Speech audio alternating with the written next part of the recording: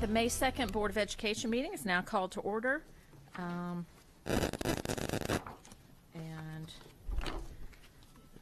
please rise for the invocation. O God, we pray to administer that which is just in all educational policies, being ever mindful of your guidance, stir us to action with love, wisdom, and understanding. The pledge. I pledge allegiance to the flag of the United States of America and to the republic for which it stands, one nation, under God, indivisible, with liberty and justice for all.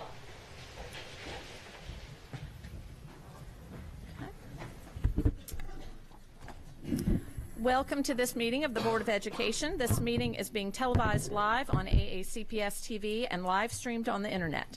General information and protocols for the meeting are posted on the sign by the doorway as you enter the room, so please make sure you read those if you have not already. Item 2.03 is approval of the minutes. So moved. Second. So are there any board additions or corrections? All those in favor? Okay, motion passes. Item 2.04 is established agenda order, and the agenda stands as printed. Item 2.05 is special board recognitions. And Ms. Egan will take the lead on that for us.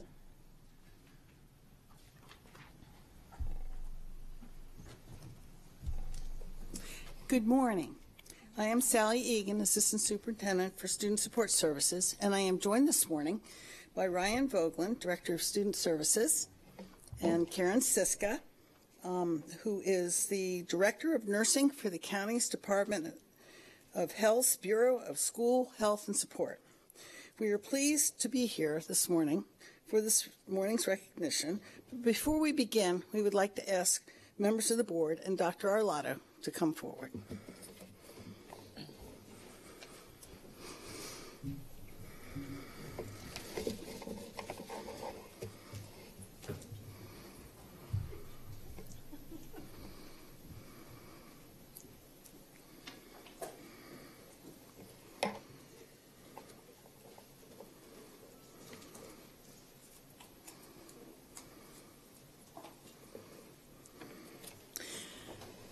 Members of the board and Dr. Arlotto, National School Nurse Day will take place a week from today, so it is fitting this morning that we take a few minutes to recognize the incredible partnership between our school system and the Department of Health that provides nurses and nursing assistants to care for more than 82,000 students we serve every day.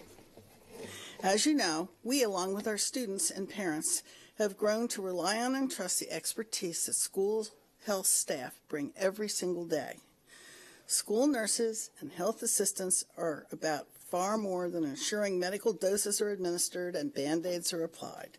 They are literally critical lifelines for many students who simply could not attend school without the services they provide. We are fortunate today to have with us two outstanding representatives of this amazing cadre of professionals, and I'd like to ask Karen to tell you a little bit about them. Thank you, Sally, and thank you, everyone. Let me first say that this is an incredible collaboration, and I am encouraged and inspired every day by the work everyone does for our children in our county. Now, let me tell you about two amazing ladies.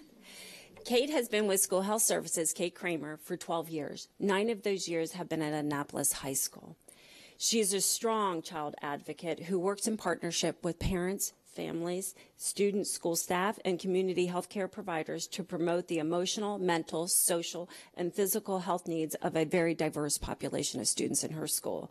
Kate is a case manager with numerous students with acute and chronic medical conditions. On any given day, she's making numerous phone calls to community agencies to facilitate meeting health, housing, and nutritional needs, besides many other for these students. She works very closely with family and healthcare providers of students with complex medical conditions. Kate has recognized the communication challenges with Spanish-speaking families when relaying health information, and she uses on a daily basis the school's bilingual facilitator and anyone else who can help her relay this health information. Kate has, and let me give you 2 examples of kids that she's worked with. Kate has a student who was uninsured who needed a liver transplant, and Kate was able to get them a liver transplant. There are many students in this school who are pregnant, who don't have access to prenatal care, and Kate is on the phone with them every day getting them hooked up to services so they can get it and they can have healthy babies when they're born. And as you know, let me start this way. Now, our next worker is Chris Mosley. Chris serves in the Anne Arundel County Public School community as a health assistant at Northeast High School. She has been employed with us for over 17 years, and she has served in a health assistant in elementary, middle, and high schools. She is an exemplary health assistant, which is a true team player whose actions support school health mission every day by performing her assigned duties efficiently while providing outstanding level of care. Chris has the ability to communicate effectively with students of all ages, staff members, and family. She has a way of making everyone feel valued and seen. Her actions truly support AACPS's motto, all means all. In addition to working for us, she also works with and serves the Anne Arundel County Public School community as being the junior varsity cheerleading coach at North County High School. Good morning. Across our school system, we talk every day about the importance of relationships, and Kate and Chris not only believe in the power of relationships, but they show it in everything that they do every day. They have incredible bonds with students and their parents and guardians, and adeptly handle both routine and emergency situations with grace and skill. As Kate and Chris come forward today, please join us in thanking them and the hundreds of colleagues in the Bureau of School Health they represent for the incredible work they do on behalf of our students every day.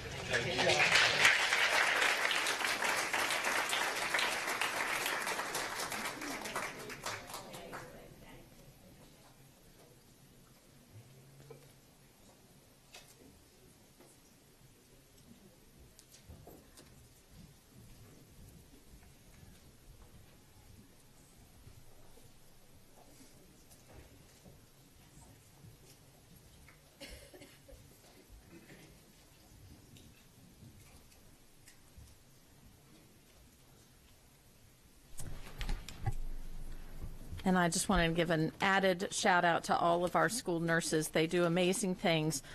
They were very patient with my daughter in elementary school, where she went in often and said, "My head hurts because the wind blew my hair." And so the nurses, we gave her a nice present at the end of the year to the nurse for being so good with her. So we are very grateful for all their hard work. So item 2.06 is Educator of the Month, Mr. Reinhardt. All right, thank you, Madam President. Today, the Board of Education recognizes an educator in our school system who deliberates on the curriculum and her instructional delivery of the courses each year for the purpose of challenging what continues to work well for students, what new methods did or did not meet students' expectations, and to initiate the following year's winning formula. The curriculum: Honors Culinary Arts. The teacher: Chef Pam Klink of the Center of Applied Technology South.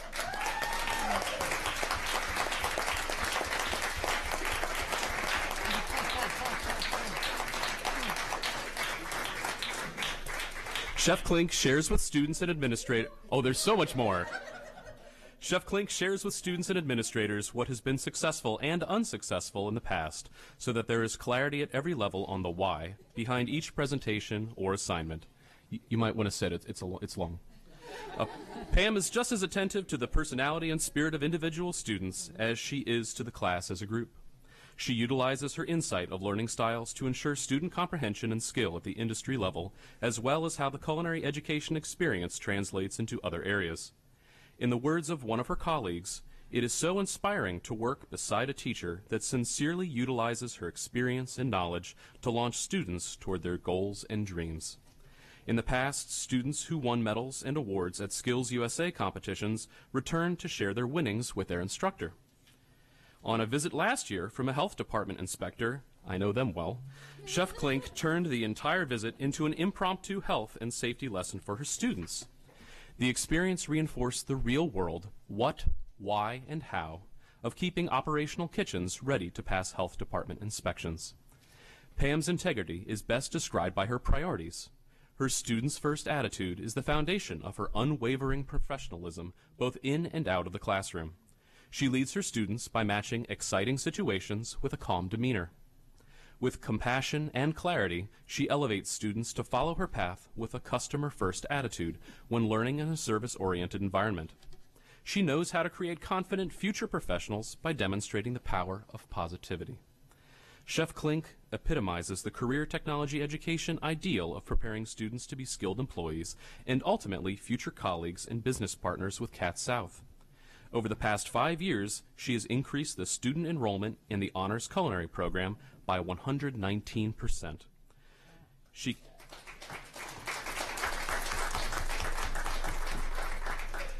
continually works to establish business partnerships with local restaurants in support of her goal to provide opportunities for her students to network and apply classroom skills to real-life experiences. Chef Klink, your consistent dedication is evidenced by the value you place in your students earning the ServSafe Food Protection Manager certification, a very valuable credential. Due to your efforts and dedication, the Honors Culinary Arts Program is now the American Culinary Foundation Education Federation certified. You prepare students for the industry by teaching sanitation, cost control, nutrition, and preparation of meals. Your leadership is commendable, and the Board of Education is honored to award you the distinction of Educator of the Month for May 2018.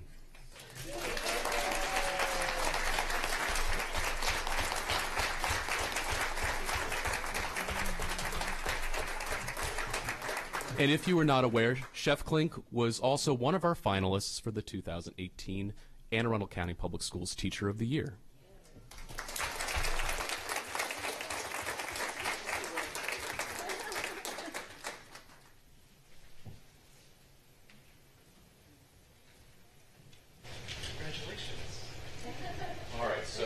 So what was the trick? How did they get you here?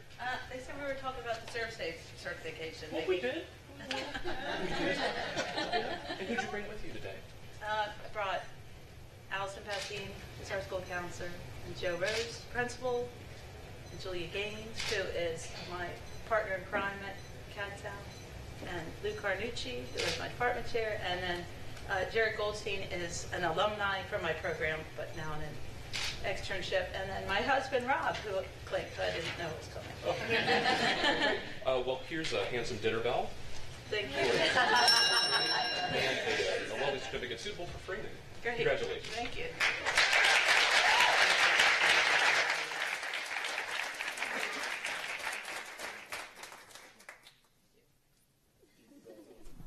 All right.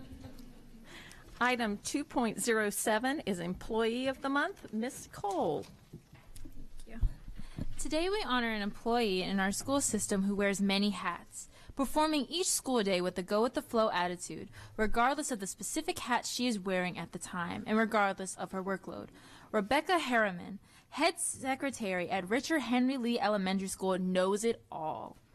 In the office, she's in charge of managing payroll, the substitute system, and classroom inventory. She also has multiple tasks in planning and budgeting for field trips, including collecting and counting money monitoring chaperones, background checks, and scheduling buses. She is constantly aiding parents, teachers, and students in any way she can. Becky's workload is endless. She knows her job inside and out, as well as the work of all the staff members in the building. If she doesn't know the answer to a question, she knows how to get it. There has never been a task that Becky hasn't completed. Becky is passionate about the well-being of students at Richard Henry Lee. When she has a free moment, she's happily assisting teachers and or students in a learning lab or a classroom.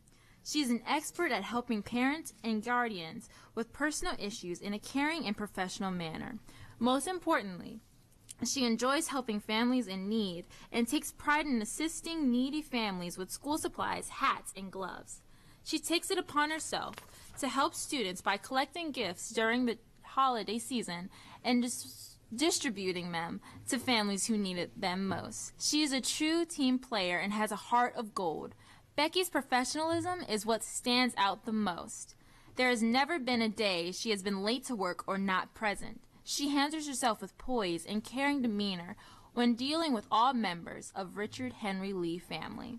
Becky Harriman, you are truly the heart and soul of your school.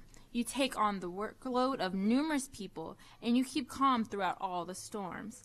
Your school would not operate the same without you, and you are truly deserving of this honor. So on behalf of the Board of Education, the teachers, staff, and students of Anne Arundel County Public School, we congratulate you on being selected of Employee of the Month for May 2018.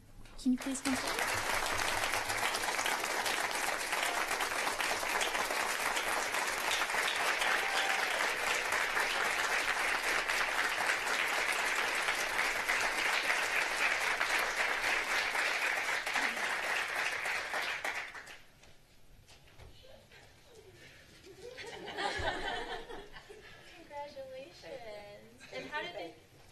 How did they trick you on coming here today? Talk about the revitalization for Richard Henry. And I saw a huge crowd come in, so can you tell me who came to support you today? Lots of them. Aww. I have my husband, Steve. I have my ex-co-worker, Sherry. Our first grade teacher, Kristen Brace. Our PTA, Judy and Missy.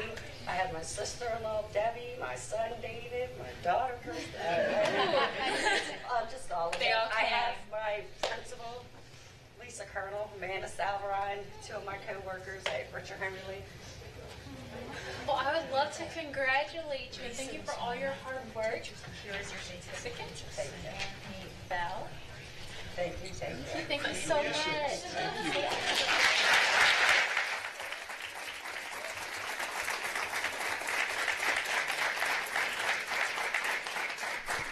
Miss Nally. I just want to welcome Lisa Colonel, principal, and formerly worked with me at Davidsonville Elementary, and I'm very proud of you. It's I have to say that may be the largest crowd we've ever have come. So everybody stick around because we're going to break for pictures, and we're going to somehow get you all in one picture out front. So, all right. Item 2.08 is Volunteer of the Month. Today we are excited to celebrate a Volunteer of the Month who is not only an outstanding volunteer, he is a visionary, a trailblazer who's worked tirelessly with parents, school leaders, and community partners to establish a supportive school climate at Monarch Global Academy. As one of the founding parents of the school, Mr. Scott Collack has gone above and beyond the call of a volunteer from the onset of his relationship with Monarch Global. Before he began his tenure as PTA president, he played an integral role in developing the association at Monarch, helping the PTA to begin with over 350 members before the school year opened in 2014. According to Assistant Principal Emily Abel, Mr. Collack has led the PTA in coordinating several fundraising activities that have raised over $250,000 and helped to improve science labs, purchase PE equipment, fund buses for field trips, and provide students with increased access to music throughout the school. Ms. Abel also applauded Mr. Collack's visible support of the school as she noticed that his warm and approachable presence in the building and at school events is what sets him apart from the rest. In addition to being a welcome presence within the school, Mr. Collack has also been a dependable community liaison for Monarch Global Academy. Ms. Shirley Ng, a fellow parent and PTA member, shared that Mr. Collack is exemplary in his ability to champion the school with the community. Ms. Ng went on to recall several stories about how Mr. Collack saw a need amongst Monarch Global students, families, or school leaders and used his power of persuasion and community relationships to provide assistance. In one particular instance, Mr. Collack not only used his community connections to gather school supplies for teachers in need, but he also helped deliver these supplies to classrooms throughout the school. Principal Donna O'Shea captures Mr. Collack's dedication to Monarch Global in a few simple words. There is nothing he won't do to enable our staff and students to do their best. This dedication to excellence has been present in Mr. Collack's endeavors to create and foster family and community partnerships, and it continues to be present in his drive to ensure that every student and staff member at Monarch Global Academy feels supported by the parents and families in the PTA and beyond. Mr. Collack, your commitment to Monarch Global Academy is comparable to none. We thank you for mobilizing your talents and skills in support of our students, teachers, and staff. I want to also point out that Mr. Collack was named last week as the PTA President of the Year for the county, and I will also say that he is my neighbor and friend, and so I'm very proud of him. Would you please come forward?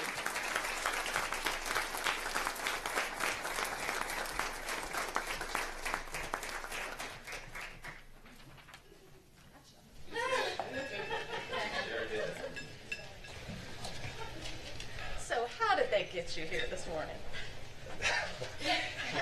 Principal Shea asked me to come here to support the charter schools and the funding today. So I came. I had no idea. I had no idea. And so who's here with you? That's my wife, Meredith, carrying the balloons, and that's the reason why I became a PTA president, and my son, Nathan, to help support him through his schooling. So. And oh, I'm sorry, Principal Shea. I'm just overwhelmed right now. And Miss Abel from the school as well. So I don't know what to say. so, well, you're having a pretty good month. I'm having a pretty good month. Here. So, well, we have this beautiful souffle for framing. There you go, and bells so that you can ring this and get everyone's attention, because I know your voice is very soft and you would never get their attention for anything. But so, there, get a smile. Thank you.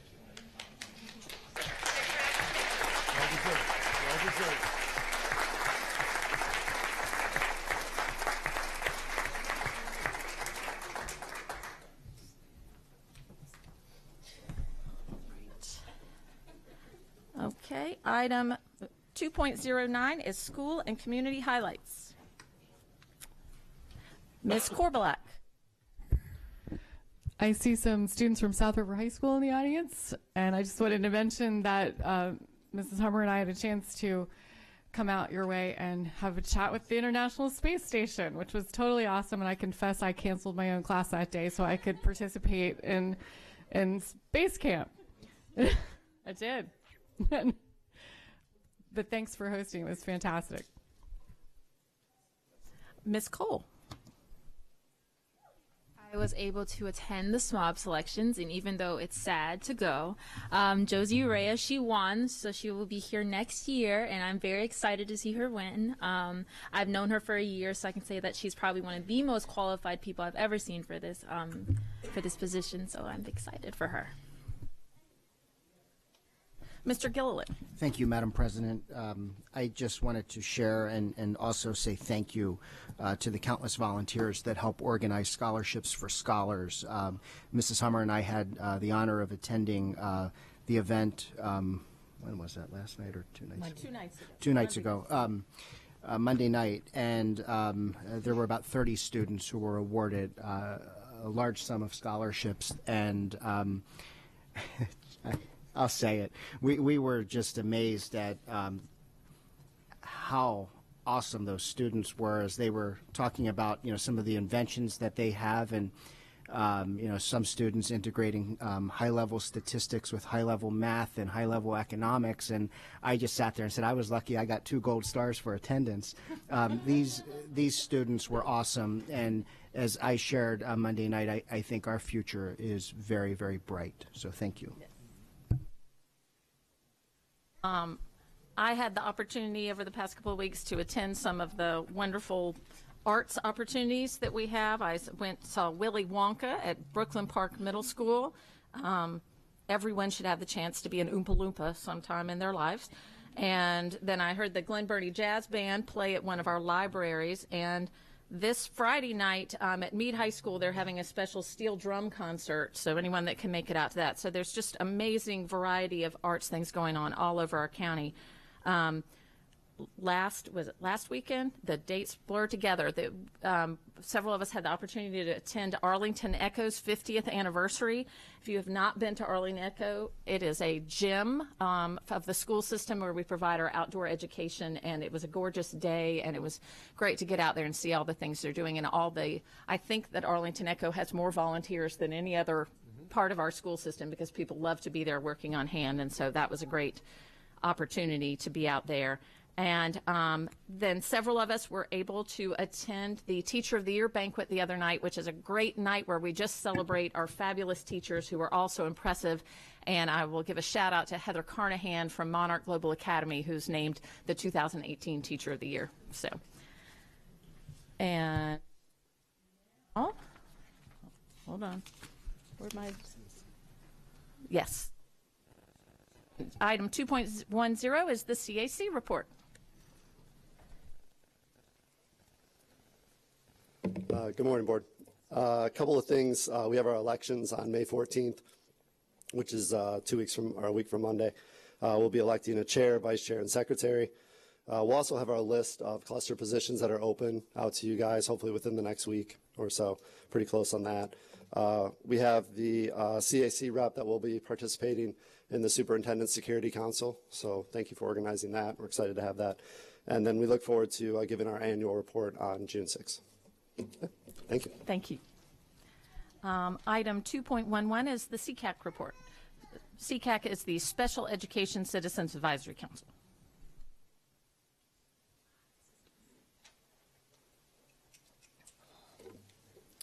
Good morning, Dr. Arlotto, members of the board. I'm Leanne Carmona. I'm the chair of the SECAC. We've had a pretty busy year this year, so we just wanted to share some of the highlights. We started off in the fall with our annual special education resource fair. We had over 40 different community groups and Anne Arundel County staff and departments on hand to answer questions and give parents information about the special education, all aspects of special education in our county. That was a great event. We had over 100 families.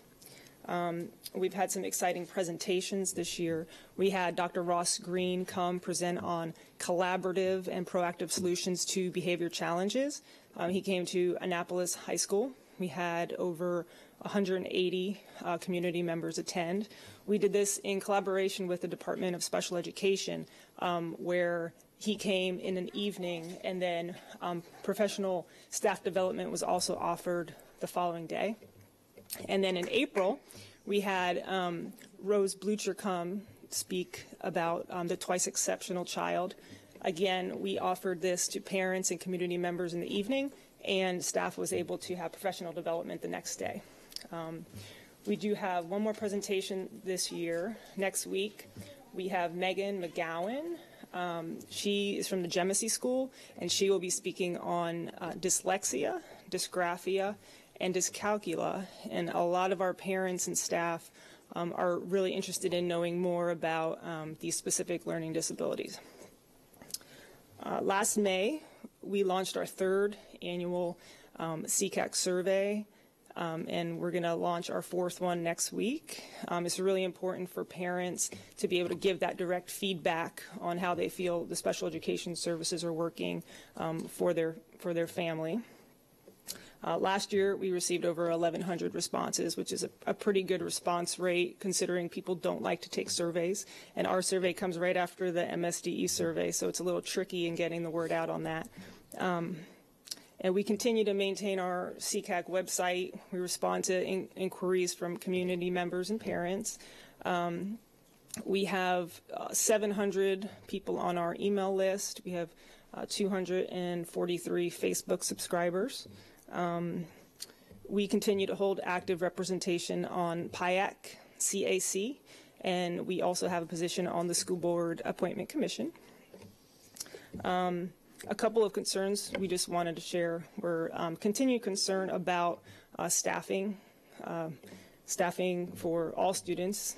And it's really important that when decisions are made at the IEP table that they're based off of the unique needs of children and not off of staffing limitations. And finally, we have continued concern about the bus length travel time for some of our students. At this time, the longest non-public bus ride is 2 hours and 50 minutes, and the longest bus ride to a public school in Anne Arundel County is 2 hours and 40 minutes. So that means we do have some students spending more than 5 hours a day on a bus, and that continues to be a concern. We do understand the constraints and with lack of equipment and such, but we're hoping that some creative solutions can bring these travel times down for students. And thank you for letting me share our SECAC report. Thank you for all y'all do. The SECAC, for those who aren't aware, if you have a child with any kind of special needs, they are a fabulous resource, and the speakers they brought in are excellent. And I encourage anybody that's interested in learning more about dyslexia, or dysgraphia, or dyscalculia to come to the speaker they're having next week. It'll be Tuesday here in the boardroom at 7 o'clock. And that is, dyslexia in particular is getting a lot of press recently, and people are wanting to learn more about it, and this would be an excellent opportunity to do that. But thank y'all for all you do. Item 2.12 is the PTA report. Ms. Holler. Dr. Arlotto, esteemed board members, this is my last board meeting, and I'm actually sad because I really have enjoyed seeing you guys once a month or around. I will still come. I actually very much enjoy coming because I do learn so much about what's going on in the school system, and I also get to see the wonderful volunteer awards and things like that. I do tear up. I really do. I love that. Again, we encourage that, awarding the wonderful work our parents and volunteers do. So thank you for that. So on to PTA matters. We would like to introduce our new board. Our president will be Vanessa Rivera. Our vice president is Rutanya Quarles Miles, which I think you might know. She was actually volunteer the month of January. Secretary will be Lisa Shore. Our treasurer is Jihad Menta, and our reflection chair would be Lindsay Currents. They will be taking over at the beginning of June, and we'll start all school-related matters with PTA in August. I would like to thank everybody who did apply, and if you're still interested in being part of the board, to please contact us at info@AnneArundelCountyPTA.org, as we would definitely like to have you as part of our board. Our last meeting of the year will be held next week, May 18th at 5:30 in this building, in this room. It will be our last meeting because in June we decided not to have one as we already had elections, and we want to give people a break since June is a great month for graduations and all sorts of band events. I know I have many. And I would like to again thank everyone for all the support you have given me this year, as I did come in for a year term, but it was a wonderful year term, and I really do thank all the support and all the people I've met. So thank you again, and I hope I see you around. I might be in the back smiling and laughing and crying. Thank you again. Thank you for serving for this past year. You did a great job.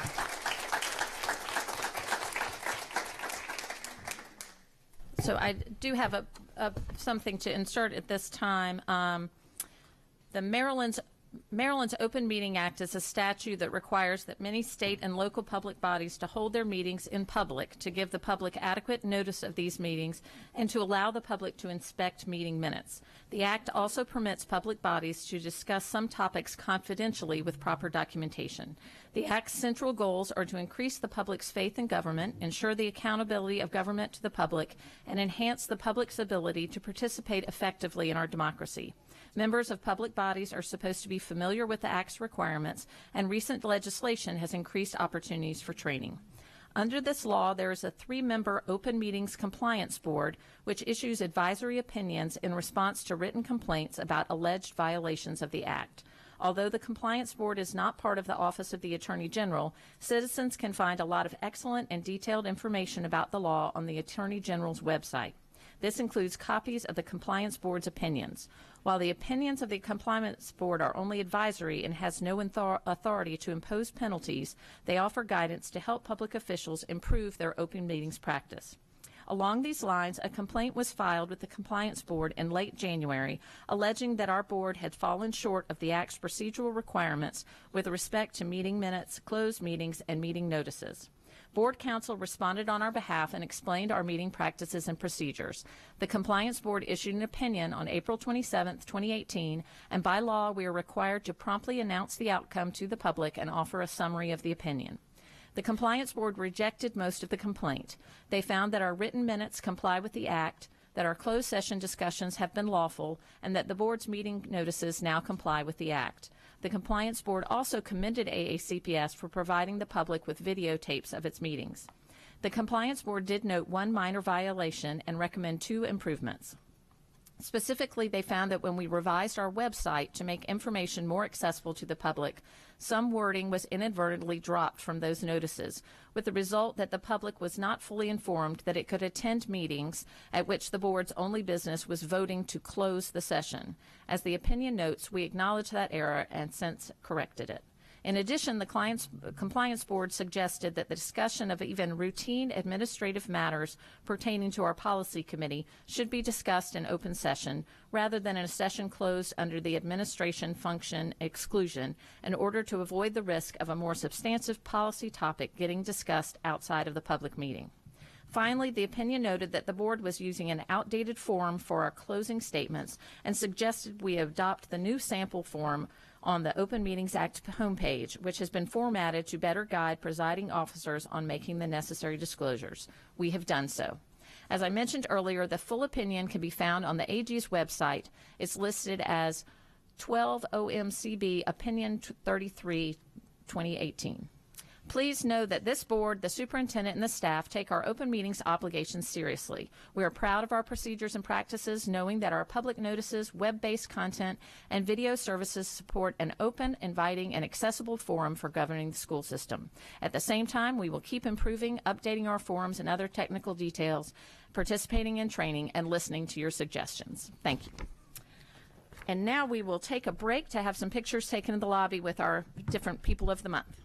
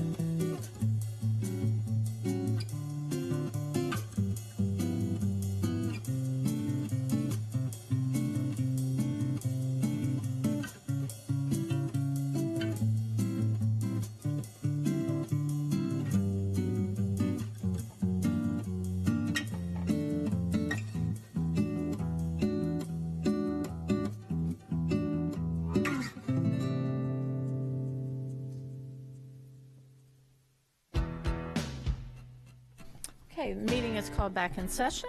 It's now the public comment portion of our meeting.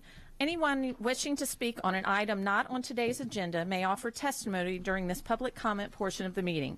Speakers are allotted 3 minutes each and may not allocate their time to others. A tone will sound when time has expired. The board asks that comments remain civil and appropriate for the various audiences that may be watching or viewing this meeting. Student-specific and personnel matters are confidential and cannot be discussed in this forum.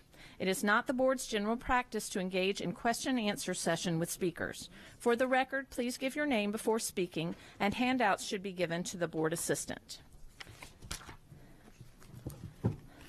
John Mazer, Peggy Williams, Barbara Algier, and Danielle Franz, and India Oaks.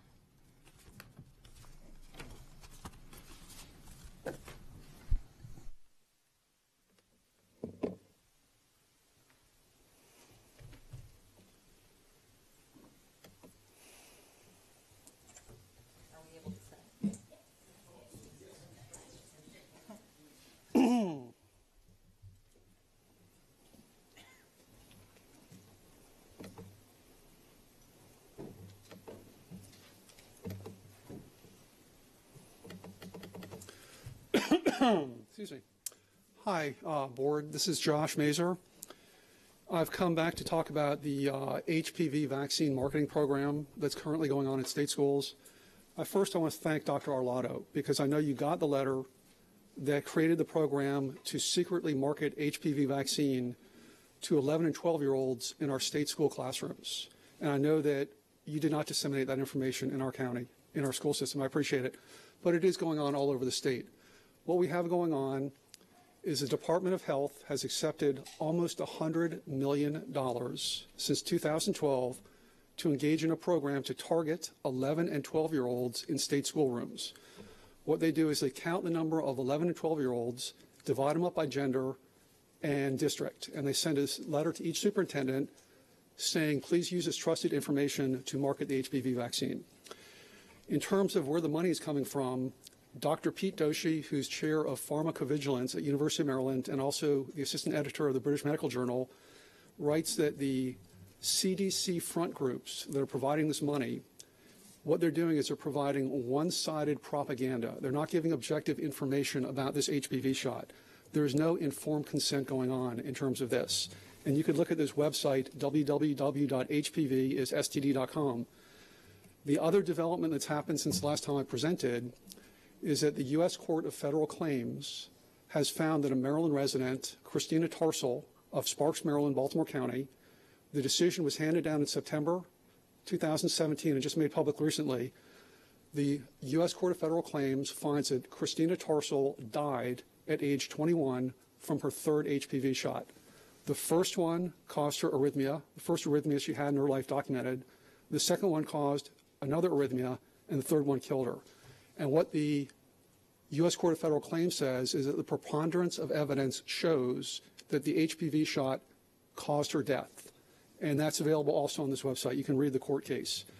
We also have Vigibase, which is a vaccine safety monitoring system. We have something called VAERS. In Japan, this was a recommended vaccine up until 2013. They had 2,000 serious adverse effects. They called public hearings. They invited stakeholders on both sides of the table, people who are pro the shot and against the shot.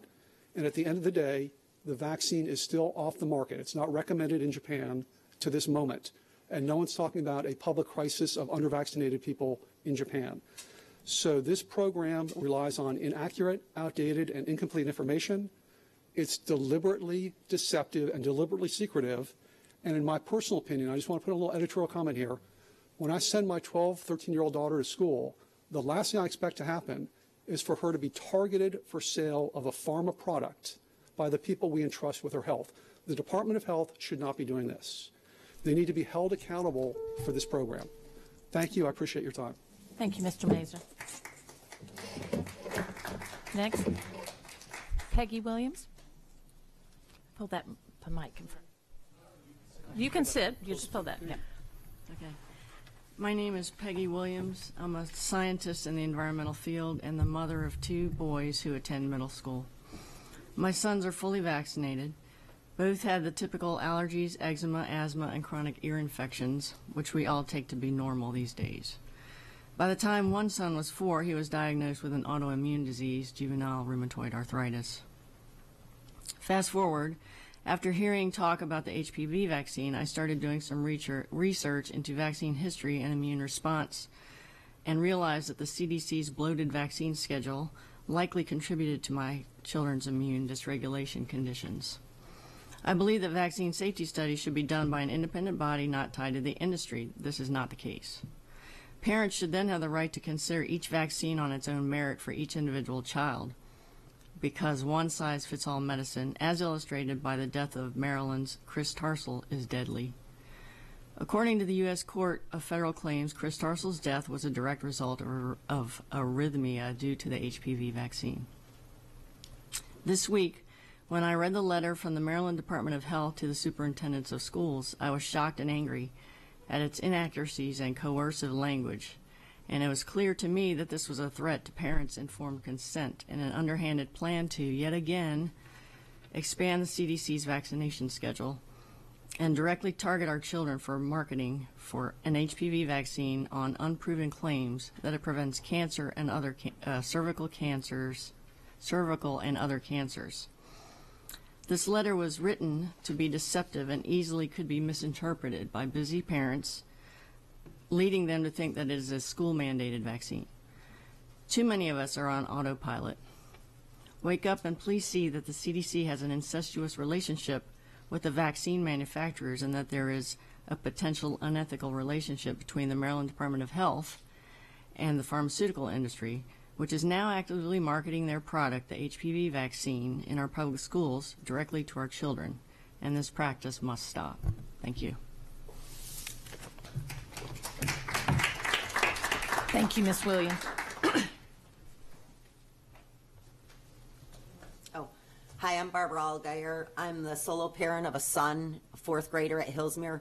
Like many parents, I know the importance of a good education, and I sent my child to Montessori school until he was 5 years old.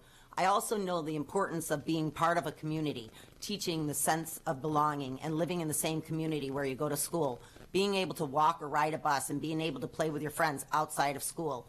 We were living in the city of Annapolis, so I searched and bought a house in Hillsmere in the hopes that my son could go to a good public education and be part of a local community with family friends. While we were able to walk to school, our past experience at Hillsmere had been less than desirable and had negative impact on my son and myself. We were personally had 2 very challenging years under the previous several administrations, which caused us to look for alternatives. We presented the Monarch as a hope for a nurturing PYP education with a learning environment and a great administration. I don't think I was alone in the search for a better public option, as 80 children left Hillsmere to go to Monarch. That's more than 20% of the population. Unfortunately, due to startup issues, along with challenges at Monarch, and more importantly, my concern for my ability to get my child to and from school safely, caused me to be that this was no longer a workable solution for me. I heard that many parents were very pleased with the new administration at Hillsmere and were pulling together to make Hillsmere the nurturing environment, the local community school that it once was and that we all desire. 10 children came back from Monarch, and 4 of these, including my son, were in 4th grade. My decision to come back to Hillsmere was largely influenced by the possibility of having one particular teacher that teaches in 5th grade at Hillsmere. She's an incredible teacher and has been the most positive influence on my child throughout his education thus far. I believe that I am speaking for the majority of the parents that are currently in the 4th grade class at Hillsmere. This 5th grade teacher has taught our children reading and other things in 2nd and 3rd grade, and now she is being told that she's losing her job along with my son's current 4th grade teacher. What message is this sending our kids? These kids need to know and believe that they do matter. These kids have gone through 3 administrations in 4 years and now will be losing a nurturing teacher who they love and who they had hoped would prepare them and provide them a positive experience in leaving elementary to go to middle school. This inconsistency that these kids have had during their experience I asked the board to reevaluate the data and consider bringing back the 5th grade teacher and to keep the 3 5th grade classes at Hillsmere to enable our teachers to succeed. I feel the board is aware that class size in one school is not always the same as class size in another. Please help us to show the powers to be that the impact that cutting this teacher will have on our children in 4th grade, as well as the bigger impact that it will have on the Hillsmere community. I believe if you truly look in the situation, you will agree that this type of instability these children have experienced over the past 4 years is disruptive and harmful to their development. I ask that you reconsider your decision. I ask that you fully support the current administration that you've put in place as it is working. We need to make a positive choice and support the Hillsmere School. Please give the teachers the tools that she needs to provide the stability and the quality education our children need. This will increase her success. Thank you, Ms. Agar. Community. Thank you. Thank you. I apologize for going over. No problem. Good morning. My name is Danielle Franz, mother of 2 students at Hillsmere Elementary. I come here today to ask the board to reconsider the reduction of 2 teachers at our school next year. Hillsmere has, for the past few years, been fighting toward a healthy teacher-student ratio. It helped this past year that a large number of left to attend the new Monarch Academy in Annapolis. However, now we are paying the price for the reduction and potentially losing 2 teachers. My daughter is a current kindergartner and will be directly affected in 1st grade next year. I, like many, shouldn't have to leave my home school to get her the education she deserves. I ask that you explore this reduction with our current principal and PTA board to hear our concerns and see what can be done to give our school the support it needs. Thank you. Thank you.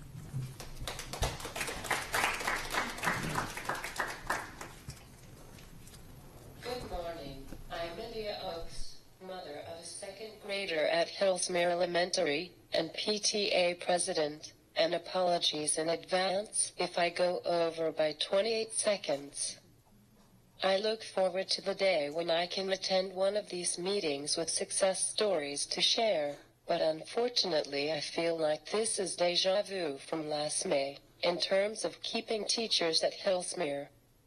That said, I do want to acknowledge the strong steps you have taken requesting funding for over 150 new teachers. And I know we all are a bit frustrated, to say the least, with the budget released by the county executive yesterday, which many of us on this side of the table plan to fight in other venues. I also understand that decisions are being made based on the current budget and projected enrollment numbers, even though both of which are likely to change in the coming months. Yet, at the end of the day, the superintendent and his staff have the final say in how many teachers go where, and so I am asking that additional consideration be given to the situation at Hillsmere, and not cut 2 teachers from our staff. Hillsmere has been in flux for several years now, including 3 principals in the last 4 years, and losing 3 teachers last year. Our new principal has been great in terms of starting the path back to some stabilization. Yet things are far from perfect at Hillsmere. Even with the reduction in students, the number of students in need of food over the weekends tripled, and we still face issues with bullying and properly educating students from other countries.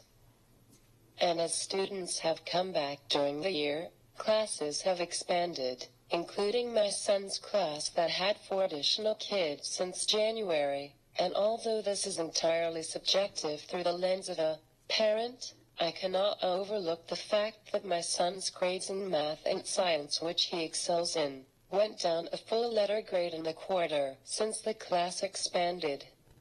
If the 2 teachers are cut, our 5th grade will have 2 classrooms of at least 30 students each. And finally, the fact that we will be losing 2 of our best teachers is a huge factor in this. Parents are just as worried about the scenario that we have already put 2 teachers on notice. They find new positions, and then in August numbers show that Hillsmere can keep 1, and we have to hire a new teacher, which circles back to my original point that Hillsmere needs consistency, and so the removal of a teacher that students have counted on for years, only to have a new teacher replace her in the fall, is simply unacceptable. And that is why I ask that you take action now, and reconsidering the current cut of 2 teachers to Hillsmere, and make sure our children have the level of education they not only deserve, but have a right to. Thank you, Ms. Oakes. Always good to see you.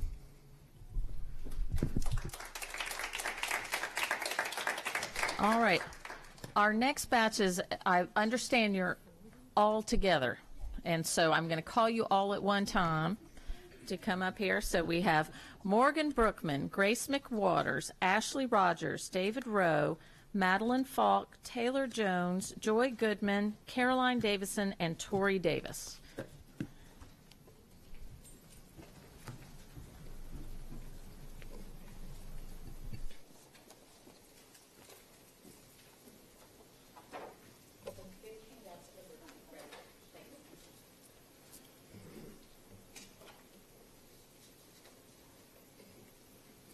Good morning, all.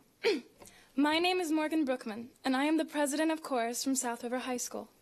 Many of us are involved in music and view music as an important part of our identity. Some of us have been in music programs since elementary school, and some of us have only just begun. Yet we collectively agree that music is our language, our outlet, and our passion. Many of the students here today intend to apply to and attend performing arts colleges and universities to pursue musical career paths.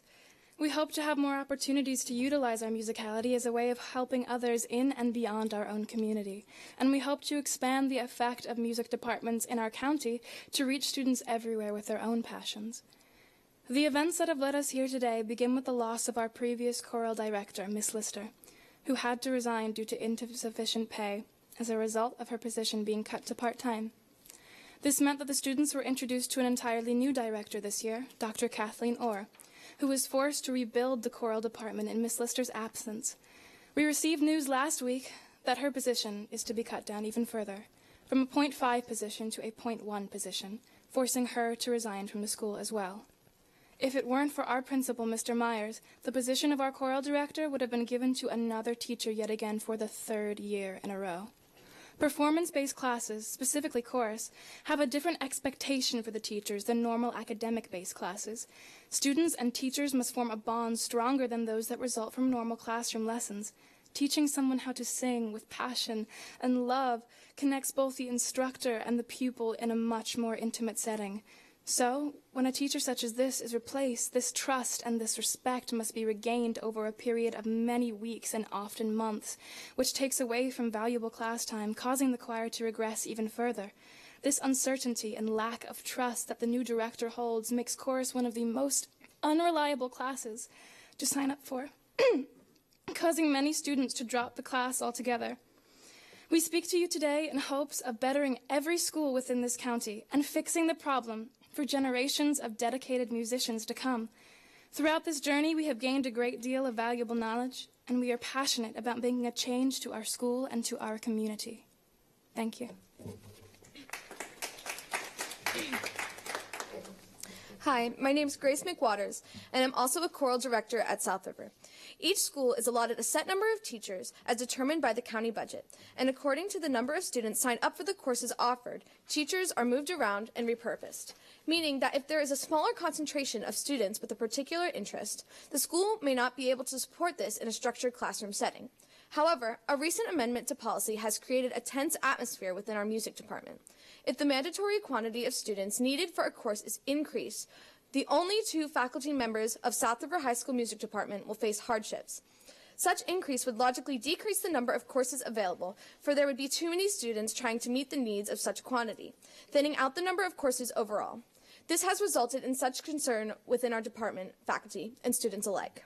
In addition, although clubs can be a very good way of exploring the many passions within a school, students with rigorous schedules may not have the same opportunities to be involved.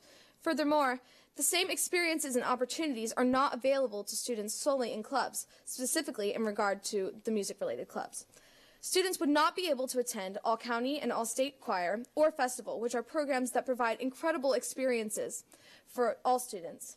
Therefore, students who do not or cannot attend specialized schools such as PVA or Cat South will not possess all the opportunities to expand their interests as those enrolled in classes.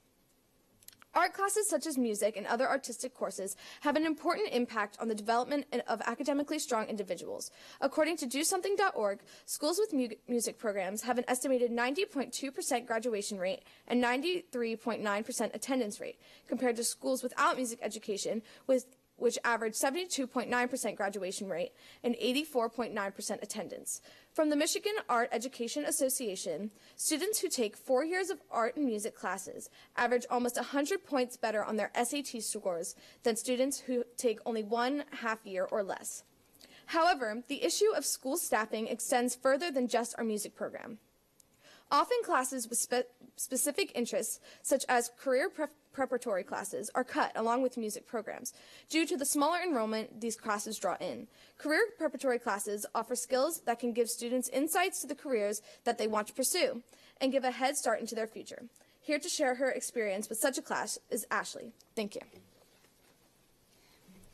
My name is Ashley Rogers, and I'm fourth born of 5 kids. Ever since my older brother was born, my parents have worked in a family business, Rogers & Sons Well Service. This is how we have been able to afford everything we need. The business is a huge part of my family's life, as without it, we wouldn't be where we are today. To help run the family business, I had planned to take a business management class next year. I felt I would gain the basic knowledge needed to run a small company. I was told a couple weeks back that the business management and entrepreneurship class wasn't available next year. Without this class, I won't have nearly as much background knowledge on how to run a business, which will make it hard for me to continue our family business. Thank you. Good morning. My name is Chungwon David Rowe, recipient of the 2018 High School Outstanding Student Achievers for Artistic Achievements within South River High School. As principal cellist, oboist, pianist, baritone voice, and composer, I hold true that music is impactful for all students and faculty within our school. During our renowned Nest period, I have even played the piano and cello in front of the main office on multiple occasions, where students and teachers alike stop to listen and enjoy, if not sing along to, my street-like performances. The smiles I see on these people's faces have moved me. It made me realize that members of our school have a great interest in music.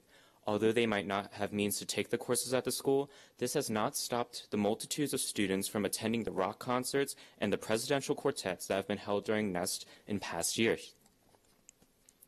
Unfortunately, in years past, I have seen the academic crisis of faculty appropriation take place. During my 7th grade year, the Chinese courses offered in middle school and high school were planned to be cut entirely due to a supposed lack of participants in the course. However, with persevering individuals with a love for the Chinese language and culture, we were able to keep the class alive. Today, Chinese is an impactful aspect of our school and community, spreading our influence to the point where 46 students plan to take Chinese 2 next year, a significant increase in comparison with the 12 that registered during my freshman year. This dedication, however, is not unparalleled in the music department, for even more students are dedicated to music and plan to pursue such interest further in the future. However, due to current policy, the music department is once again threatened. Thank you. Hi, I'm Maddie Falk. Coming from singing in the PVA program and all-county and all-state chorus, I was more advanced than a lot of the students in chorus because some of the students in my class had never taken a music class before. Due to the cut time position and the shuffling around of teachers, there was no music theory or chorus class that was my level. Music is half of my life, and as much as I love music, I didn't love learning the same theory that I learned in 6th grade, both again in 9th and 10th grade, simply because the teachers couldn't afford to stay at South River and create new classes. One of our teachers, Miss Lister, tried to create an honors course and a more advanced theory class. Sadly, this didn't happen because Miss Lister's position was cut to half-time and she had to leave the school. Dr. Orr has also tried to help better our chorus program, but with an increasing number of students and a decreasing teaching position, our school might never get these other classes. Music means so much to us, and it's an incredible form of self-expression. It shouldn't be cut when it carries such a profound message. Taylor is also a chorus student enrolled at South River. Good morning, I'm Taylor Jones. I came into Cornish brand new and didn't really know anything about music or how to read it. I was also brand new to the school, so I didn't know anyone there. So far being in Cornish, I made new friends and I know how to read some of the music. The teacher and some of the students helped me with it, but they taught me a lot. They taught me how to sing different pitches and which note is which. It's been a great learning experience in my opinion. I would hate to see something to happen either to the teacher or have our schedule change. All of us has worked so hard in chorus, and most of the people can sing really well. They can really express their talent and not hide it. In conclusion, I just wanted to share what chorus have done to help me and how we would fight to get the music department as important as all the other classes. Hi, my name is Jeremiah Goodman, also known as Jay Goodman, and I come from a family of engineers, doctors, architects, and computer geeks, so it's always been expected of me to grow up to be a businessman or a surgeon, but I took my first choir class in 3rd grade, and I've been enrolled in choir every single year since then. Not only has the music program been my only outlet through a lot of trying times, but it has made me realize how much of an impact music can have on people of all walks of life. I've had friends who have come into choir brand new and leave for college to become a music teacher or even begin to compose their own music. There are a lot of kids that won't be exposed to the opportunities I've had learning instruments and singing in honors choirs. Our kids need music in their lives as not only a form of self-expression, but a form of stability for their future. Thank you. My name's Caroline Davison. I am a choral officer, and I was also a member of the 2018 All-State Treble Chorus this year. I moved from Illinois to Maryland halfway through middle school. As a shy, introverted kid who had the same friends her entire life, it was a very hard transition for me. I wasn't good at making new friends, and I was scared to talk to anyone. When a few girls from chorus invited me to spend a lunch period with them in the chorus room, I felt a sense of belonging for one of the first times since my move. We sang a couple of songs on the piano, and we laughed as we struggled through made-up harmonies, and we became fast friends after that. That year, the chorus room became my safe haven. It was a happy place where I could be myself. Music helped me get out of my shell and introduced me to a group of kind, talented, and caring individuals who became my best friends and are still my best friends to this day. They encouraged me to join chorus, which has been one of the best decisions I could have made, because I've joined a universal community of people who all have a connection to me despite the fact that we've never met before. Music is a universal language. It connects people in a way that nothing else really does. It gave me a way to connect with my peers, it gave me my best friends, and it gave me a voice I didn't know I had inside me before. For that, it's one of the most precious things in the world to me, and I cannot express to you how heartbreaking it is that kids who are in the same position as me might not have the benefits of music at their fingertips in a few years. Music can be life-changing, and I am living proof of that. It's important, it's necessary, and it can change lives if we allow it to thrive in our schools. That's why music teachers are so important. They are the leaders and orchestrators behind every amazing experience I've had with music in school. Cutting them is a mistake, because music does not exist without our wonderful music teachers. Thank you. Hello, my name is Maria Steinholtz, and I'm a STEM student at South River High. I'm also president of the orchestra and officer of Triumph Music Honor Society, and I've led our viola section for several years now. As much as I enjoy my advanced science and math courses, music classes have taught me more and different things that those science classes could never have taught me. So I urge you to reconsider the funding for music departments across the county. My name is Tori Davis, and I am the vice president of chorus at my school. I am the oldest of 5, and I want to make a more enriching educational experience for my siblings and the future children of Anne Arundel County. I strive for the ability for youth to work towards becoming well-rounded individuals with passions that make them unique. The ability for our young adults to pursue their careers early and set themselves on the track to personal success. And the ability for us to be supported by our community in our efforts to grow. The bottom line to achieving these aims is that we need to have more teachers within our school, and in conjunction, the minimum class sizes need to be lowered so that we can have more unique classes that fit our diverse range of student interests. Now that we have demonstrated the importance of these courses, we would like to discuss solutions. A possible solution could be found in county taxes. Though this is never a popular solution, realistically, we cannot raise this money as a separate entity from the citizens of this county. Education is a highly important expenditure, as the education of our children directly impacts the future of our nation. Here in Anne Arundel County, we have a tax cap that we are not reaching. Though approximately the same percentage of the budget is allotted towards education in Anne Arundel County as Howard and Montgomery, these counties have higher taxes, meaning that more money goes towards education. Furthermore, if every working citizen here in the county was to pay as little as $5 towards hiring more teachers, the mean annual salary of 20 full-time teachers could be paid. Taxes may not be the optimal solution, but us, as dedicated students, passionate about the enrichment of our education, are determined to work with our community to help find a solution and make Anne Arundel County as strong as we can be. Thank you.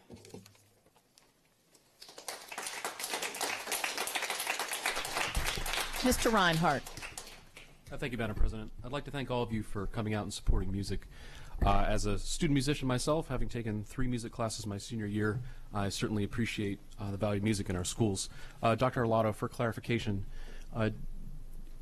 does the board make decisions about staffing individual departments in schools?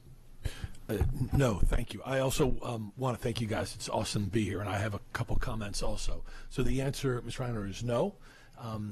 That staffing is distributed to the principals, and the principals make final decisions about how many they'll have in the math department or the music department or tech ed. Those decisions are made on a year-to-year basis based on enrollment and student requests. So this is not something, so thank you for the clarification, it's not something the board would make a decision on about supplying more staff as at the same time directing it where it would go at a particular school. I'm assuming you guys have sat down with Mr. Myers, right?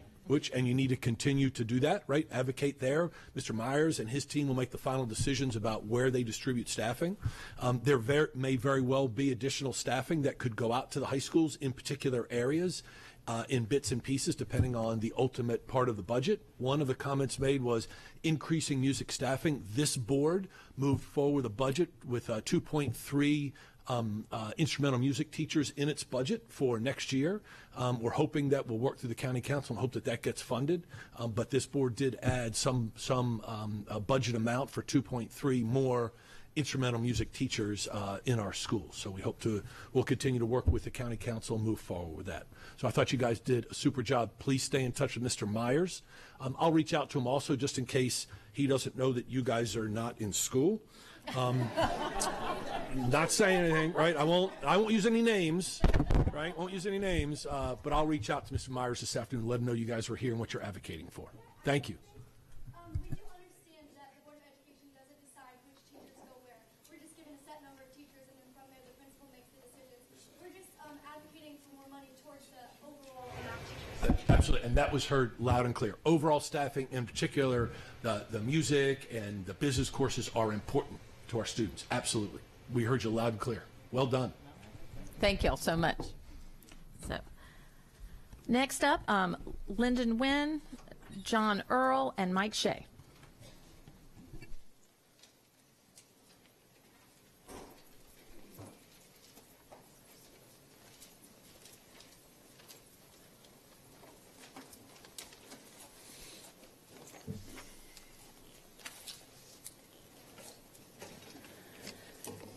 Good morning. My name is Linda Nguyen. I live in Shadyside. And this morning I dropped off registration forms for my son at Shadyside Elementary School, where he'll be starting kindergarten this fall. I did that with a lot of angst and not a lot of confidence. The staff I've interacted with at Shadyside Elementary School have been lovely, and I have heard wonderful things about the teachers. But my primary interaction with the school system and the school board have been less than ideal in connection with the proposed cell tower at Shadyside Elementary. On Monday night, we had a community meeting with the cell tower company, Milestone Communications, as a part of the required steps of this process. At the meeting, Milestone representatives provided more untruths about their proposed project, and I will share just 3 of those.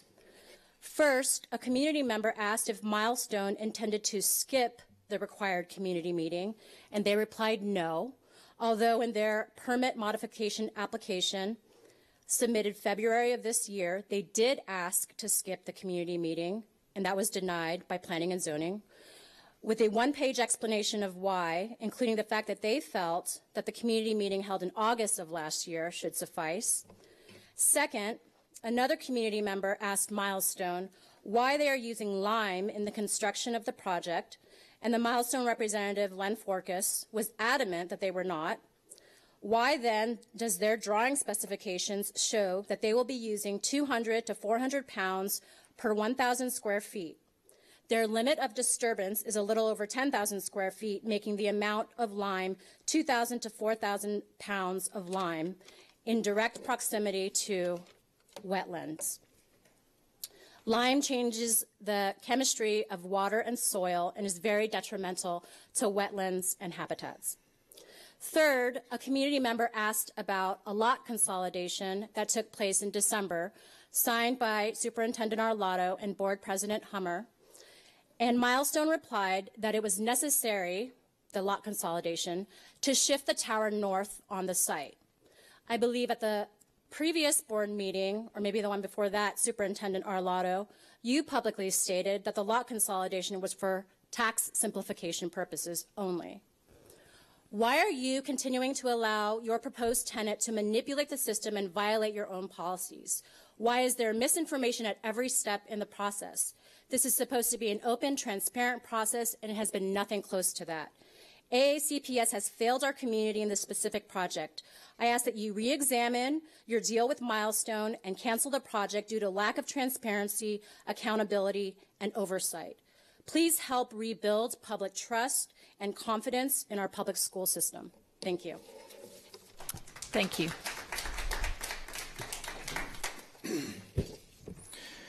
Mike Shea, Shadyside.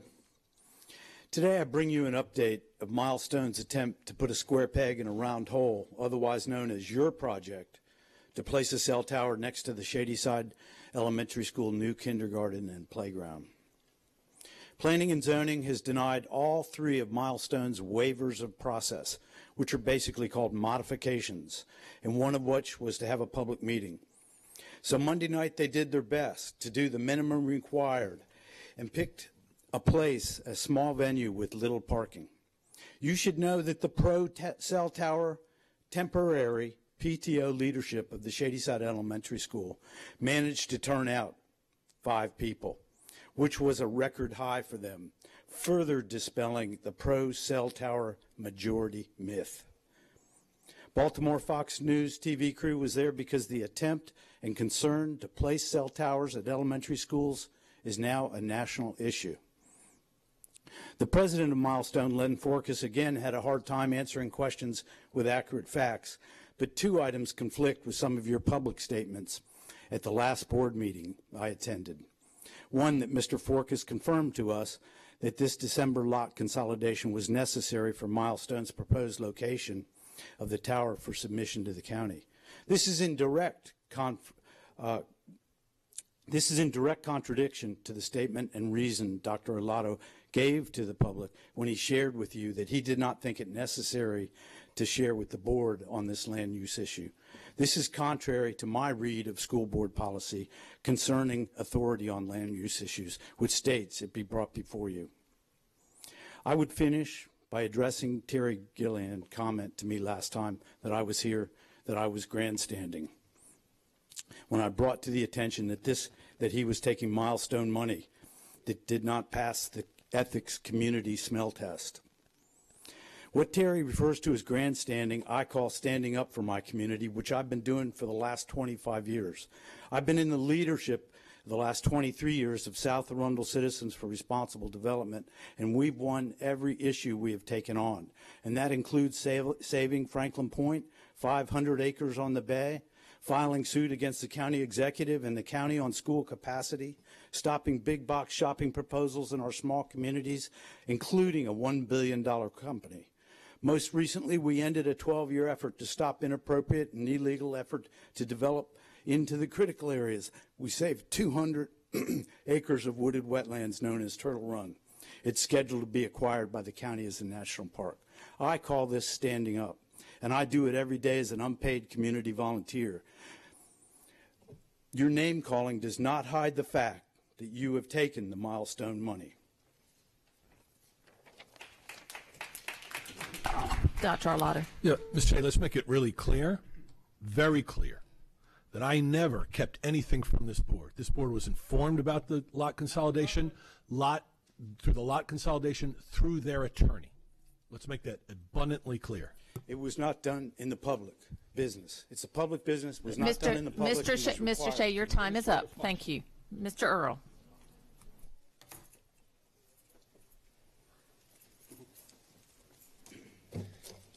Good morning. I'm here again to express my concern about putting a cell tower at Shadyside Elementary School.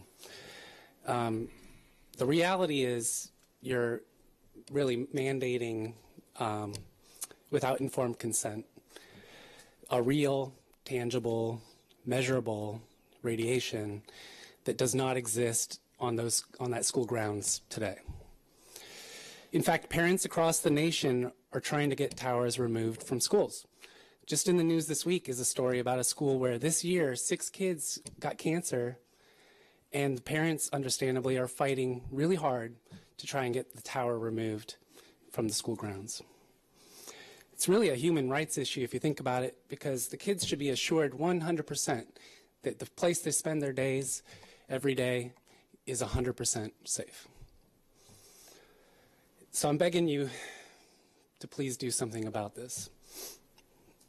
Now, a Shadyside community member has identified an alternate site that achieves everyone's goals and respects everyone's concerns. This idea was brought up at the public meeting this past Monday. Nobody objected.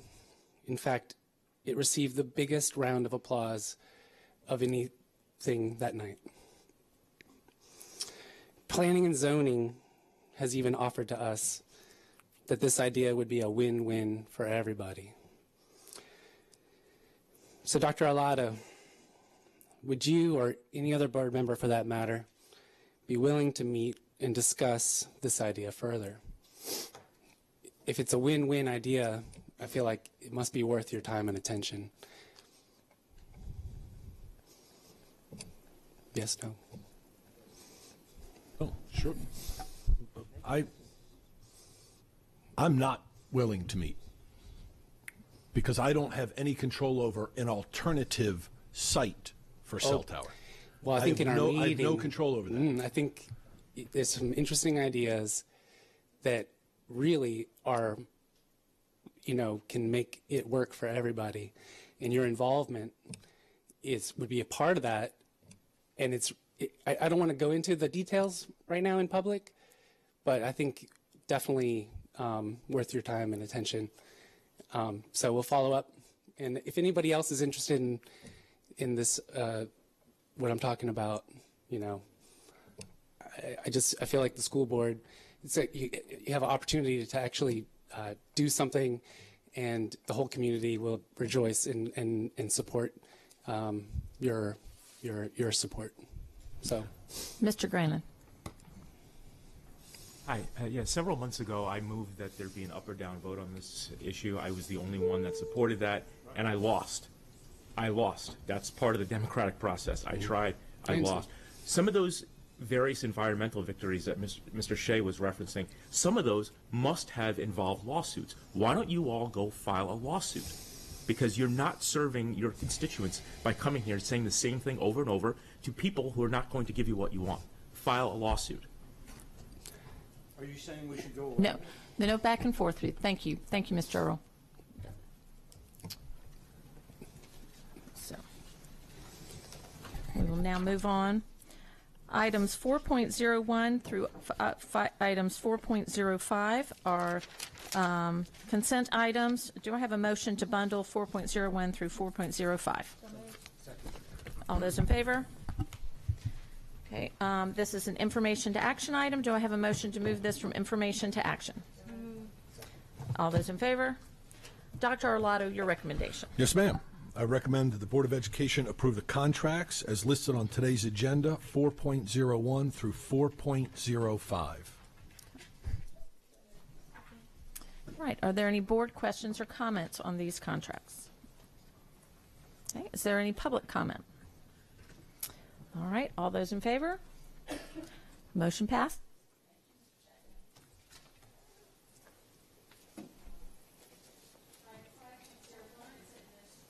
Item 5.01 is administrative personnel appointments, and there are no appointments for this meeting. Item 5.02 is personnel. Do I have a motion? This is an action item. I'm sorry. Dr. Arlotto, your recommendation. Yes, ma'am. I recommend the board approve the actions as stipulated on the attached sheets. Okay. Mr. Gilliland. Thank you, Madam President. I know that there will be some celebratory time between now and the end of the school year, but one individual in particular, and I know there are many outstanding educators on this list who are retiring after, I couldn't count them up, but we're looking at hundreds and hundreds of years of service. But Ray Bebo in particular is one that I just wanted to highlight and publicly say to him thank you. He's just, I don't know if he's in here today, but he's just a class act, and he will be missed. So thank you, Mr. Bebo. Thank you. And I will do the same. It's always a little bittersweet to see the resignation list at the end when we see these career educators leaving. Lucia Martin is another one that will be sorely missed. And I also have to say Nancy Breslin, who heads the special ed department at Glen Burnie High School, who spent 38 years there, and she will be greatly missed as well. So are there any other comments from the board? All those in favor? Okay. Item 5.03 is an information item, policy GAD. Ms. Ortiz. Good morning, I think we're still good morning. Jeanette, for the record, Jeanette Ortiz, Legislative and Policy Counsel. Today, the Division of Student Support Services is bringing policy GAD, confidential communication, reporting of at-risk student behavior, before you for first reading. This policy was last revised on July 18th, 2013. The updated policy and regulation have been revised to clarify the procedures for addressing and reporting various at-risk student behaviors, including suicidal threats and gestures, self-injurious behaviors, runaway, threat and actions, requests for drug and alcohol counseling, requests for mental health support, and requests for support regarding pregnancy. This policy will be posted on our website for 30 days for a public comment period. I have staff here with me that would be happy to answer questions, and I'll let them introduce themselves. Good morning. Ryan Vogelin, Director of Student Services. Sally Egan, Assistant Superintendent for Student Support Services. And Kelly Anderson, Coordinator of Psychological Services. Are there any board questions or comments on this policy? I don't think y'all don't have anything today. Is there any public comment? So this will go out on the website for a 30-day period for public comment. Yes, I will be posting it today. Correct. Okay. So thank you very much. Thank you. Thank you. Item 5.04 is policy GAII. The Division of Human Resources, along with Food and Nutrition Services, are bringing policy GAII, Staff Wellness, before you for first reading. This policy was last revised on July 12th, 2006. The updated policy and regulations, there are 2 regulations that go with the policy, have been revised to align with federal and state requirements regarding food and nutrition to provide guidance on employee wellness at AACPS. And it will be posted on our website for a 30-day public comment period. I have staff with me today, and I'll let them introduce themselves. Good morning, Jody Rissy, Supervisor of Food and Nutrition Services. Good morning, Jessica Kutchis, Executive Director of Human Resources. And we are happy to answer any questions. Because we're talking wellness, we had like a huge number of schools that were just recognized for renewing their wellness certifications from Maryland Green Schools, correct? Mm-hmm. So I forget how many, but it was a lot. It was a lot. It was, and Arlington Echo is now a sustainable green facility, so, which is fabulous. So that's not with this policy, but I thought I'd throw it in there while we're at it. So are there any board questions or comments on this policy? So, all right, any public comment? So this will be posted for the next 30 days? Correct. It will go on our website today for 30-day public comment. All right. Thank you. Great. Thank you. Ms. Reese, you might as well just stay. I think you're on next as well. So item 5.05 is food and nutrition services pricing. This is an information to action item. Do I have a motion to move this from information to action? All those in favor? Dr. Arlotto, your recommendation. Yes, ma'am. I recommend a no increase in the food and nutrition services pricing for the 2018-2019 school year. Do I have a motion? All right. And we do not have a presentation. Are there any board questions or comments on this? I have one. I would like to, so we have listed on our sheet the number of locations we're having for summer meals this summer. Is that an increase over last year? On the yellow sheet, the 48 locations, we're still working for this summer coming up, so that was our exact number from 2017. For 2018, we're there. We actually have even a few more. So we continue to look throughout, really. The second summer ends, we start looking for the next summer. So we'll add them from now up until when we start on June 18th, and we'll continue to add if we get them throughout the summer. Great. And with that, in relation to summer meals, Ms. Reese and her team recently were awarded the U.S. Department of Agriculture Silver Award for Turnip the Beat. And I say that with emphasis. For the summer meals program, congratulations. You all do amazing work throughout the year and throughout the summer. Thank you.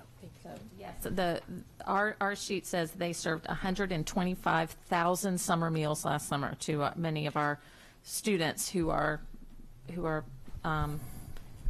sometimes in food deserts and not receiving that. And so this is an amazing achievement, and I know you've grown it enormously over the past few years. Right. I think last summer alone, this summer we added 40,000 meals.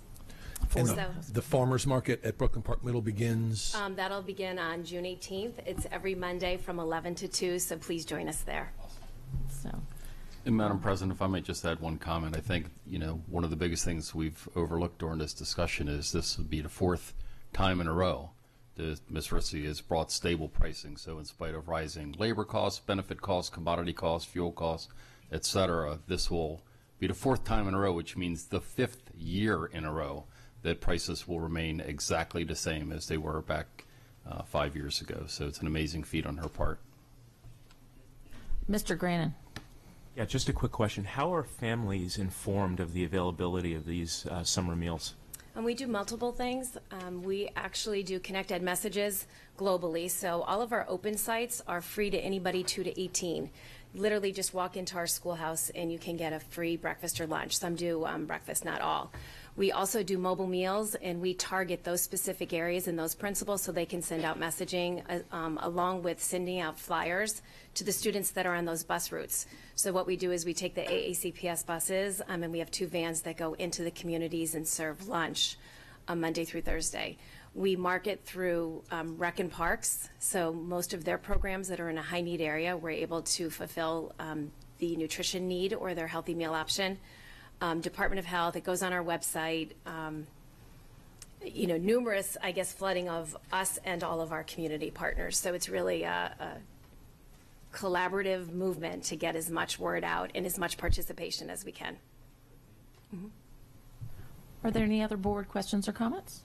Is there any public comment? All right. All those in favor? All right, moving ahead. Looking forward to Farmers Market. Thank you. Item 5.06 is Edgewater Elementary School Stormwater Management Inspection. This is an information to action item. Do I have a motion to move this from information to action? All those in favor? Dr. Arlotto, your recommendation. Yes, ma'am. I recommend board approval of the Edgewater Elementary School Stormwater Management Inspection and Maintenance Agreement. Do I have a motion? Okay. Are there any board questions or comments on this inspection and maintenance agreement? Is there any public comment? All right, all those in favor? Okay, all those in favor? Motion.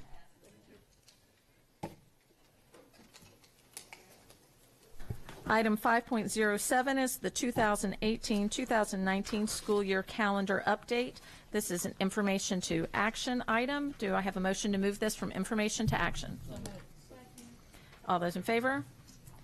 All right. And Ms. Tudor. Mr. Mosier is going to start. Good morning, Bob Mosier, Chief Communications Officer, here with Teresa Tudor to bring you an update on the 2018-19 school calendar. Just by way of review, in November, this board approved the calendar for next year. Classes will start on September the 4th and end on the 14th of June, which falls within the governor's executive order. Easter spring break was reduced to 3 days. Parent-teacher conferences were reduced from 3 to 2 days, and schools will be open on the MSE conference day. The board also built 3 days into the calendar for inclement weather. 2 days at the end of the year, and the third day is Easter Monday, and we'll come back to that in a second. The General Assembly, as you know, passed legislation, and the governor signed into law a bill that would allow schools to add 5 days into their calendar past June the 15th without a waiver from the state. The June 15th date remains in the legislation, and that led the state board to interpret the legislation to mean that the calendars must be built on a June 15th closing date. So the makeup days, at least 3, have to be built into the calendar again by June 15th. And the state board recommends, obviously, that school systems should provide notice to the community that if those makeup days aren't sufficient, they could add 5 days. So what does that mean for us? It means because the 5 days can't be put into the school year, they can't be used to, for example, extend Easter spring break back to 6 days, add more inclement weather days, or address other days like MSEA, Rosh Hashanah, more days during Thanksgiving week, any of those kinds of things. Easter Monday must also be left as the third inclement weather day to meet the 3 days that were required to build in for inclement weather. So the considerations for the board today are whether to formally designate the week of June 17th through 21st as conditional snow days, or inclement weather days, I guess, to leave all the other designations in place as you adopted them on November 2nd, and then you could also have conversation about choosing another day in lieu of Easter Monday that you may wish to use as that third day. But when we're done today, there has to be 3 inclement weather days in the calendar before June 15th.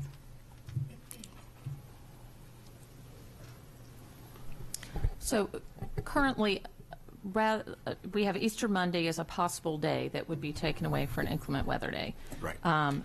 Are there any other days in the calendar that could be used for that third inclement weather day besides Easter Monday? So rather than shortening spring break, are there any other days that could be designated? Yes, there are.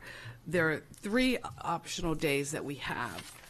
Really, only one that's a good solution. The other 2 would be November 21st, which is the Wednesday before Thanksgiving, which of course we know is not popular for either teachers, community, or our parents, because so many people travel for that day. And April 18th, which is the Thursday of spring break, you could move it from the Monday to the Thursday. Our suggestion would be to move it to March 5th, which is a day now, the second day of parents-teacher conferences. And teachers are already working that day. We would just open it if we had had 2 days already prior to March 5th. Then we would open on March 5th as the third snow day. That way you could protect the 3 days that are right now inclement weather or spring break, because parents could go ahead and plan whatever they wanted to do, as well as teachers. By having the 3 days, we can then use the 5 if we have more than that. We wouldn't have to touch our spring break. As it is now, we could not utilize the 5 until we have used that Easter Monday, because that's what we have in our calendar as a third day. So if we want to preserve spring break, we need to move that third day to be able to utilize our additional 5. So, for example, if you had 5 snow days next year, you would have to use the 3 days that you've built in, which means that schools would have to open on Easter Monday, and 2 of the days past the 15th of June. You couldn't use 3 days past the 15th of June and opt not to use Easter Monday. The third day has to be identified.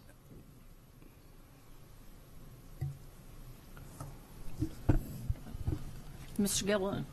Thank you, Madam President. I move that the board designate on the 2018-19 school year calendar the dates of June 17th through the 21st, 2019 as conditional days on which schools would be open for students should the need arise due to inclement weather closings during the regular school year. Are there any board questions or comments on this amendment? This amendment that would add those 5 days as possible days if the other 3 days are used in the calendar due to inclement weather. Ms. Collack. So if we add those 5, we would have 8 planned snow days in the calendar. What's our Even on our worst snowy year, how many have we used? Well, we've used, when we had Snowmageddon, we used 10, but other than that, we typically range between 3 and 5 is our average that we've done within the last 10 years. So it's not necessarily a need to make 8 built-in snow days. No, you would we just could make 5 you would or just 6. designate that we could use those. And I had a conversation with someone at MSD this week, and the 5 days that you build in would count as altering your calendar, which is what you need to do to be eligible for a waiver. So if we build in the 3 that COMAR requires, we add the 5 as conditional, which is altering our calendar, and we use 9, to use your example, right? Then we would be eligible for a waiver. And this is also not direction from, but suggested from the state superintendent. So I believe all of our colleagues around the state will be adding similar language to their calendars, just giving parents a heads up that those days could be usurped for additional snow days. It's just a precautionary measure and for open information.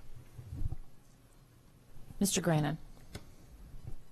Need to use the 3 days, and one of those days is moved to March 5th. What would happen to the parent-teacher conferences that were to be held on that day?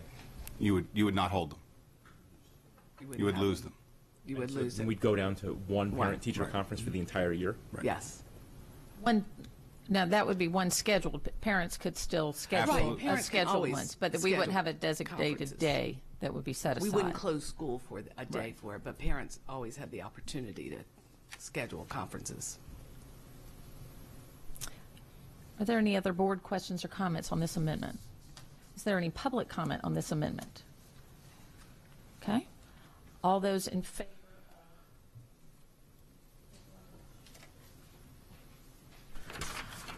All those in favor of designating on the 2018-2019 school year calendar the dates of June 17th through the 21st, 2019 as conditional days on which schools would be open for students should the need arise due to inclement weather closings during the regular school year. All those in favor? Okay, motion passes. Now, do you want to do that one? Mr. Gilliland. Thank you, Madam President. I move that the board alter the 2018-19 school year calendar to reflect March 5th, 2019 as a conditional date on which schools would be open for students only if AACPS has already used 3 or more inclement weather days prior to that date. This motion would also remove Easter Monday, April 22nd, 2019, as the designated conditional date. So moved. Second. Okay. Are there any board questions or comments regarding this amendment? Mr. Reinhardt. Thank you, Madam President. In COMAR, is there a particular window from which we must select these 3 days? Yeah, 3 to 10. I mean, what COMAR says is the range has been 3 to 10. There's not a calendar time. Right. So, for example, and Ms. Schulheim, this is just an example. We could select September 19th, say. You could. You could, but if you're going to make it a conditional day, you would have to have used up your 3rd snow day by that point. So, what is preventing us from picking a day that we're not likely to use and preserve a parent conference Easter Monday and just accept that we're going to extend? It does have to be approved from MSDE, and I doubt that they would approve that. Now, I don't know that they won't because we've never submitted something like that, but it would have to be approved by them. Just a thought. Believe me, we have discussed those things too. I totally get where you're going, but I would suspect that they would probably think we were not going to use a snow day by September 19th. But they're a hurricane day. It's kind of the same thing with the Thursday before or the Wednesday. I keep saying Thursday before Thanksgiving. We don't normally Rarely do we use all of our snow days prior to that date. Prior to Thanksgiving. Now, we have been known fairly regularly to use snow days after March 5th. Yes, and that's okay. We still have met the condition. We would still have met the condition. So even if we have more snow days after March 5th, let's say we haven't used any inclement weather days by March 5th, we go ahead and we hold our parent conference, but we have 5 after that, we will not have to go to Easter Monday if we make this change to the calendar. Correct. We'll just be able to use the days added on to the end of the school year. True. So it's all like conditional weather day. It depends on there. So, all right. Are there any other board questions or comments? Ms. Korbelak. I support Terry's amendment because if you look at our calendar, Easter and spring break is so late. It is. And we have all this time. If we don't have any snow days, I think our students are going to be, and our teachers are going to be more than ready to have 5 days off and not have one of them taken away. So are there any public comments on this amendment? On this amendment, you can come up. We're going to do the overall calendar in a minute. So, all right. So all those in favor of altering the 2018-2019 school year calendar to reflect March 5th, 2019 as a conditional date on which schools would be open for students only if AACPS has already used 3 or more inclement weather days prior to that date. This motion would also remove Easter Monday, April 22nd, 2019 as the designated conditional date. All those in favor? Okay, motion passes.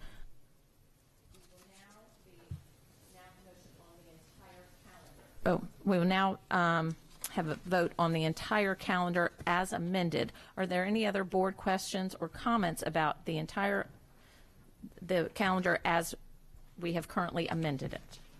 If there are any public comments, Ms. Schalheim.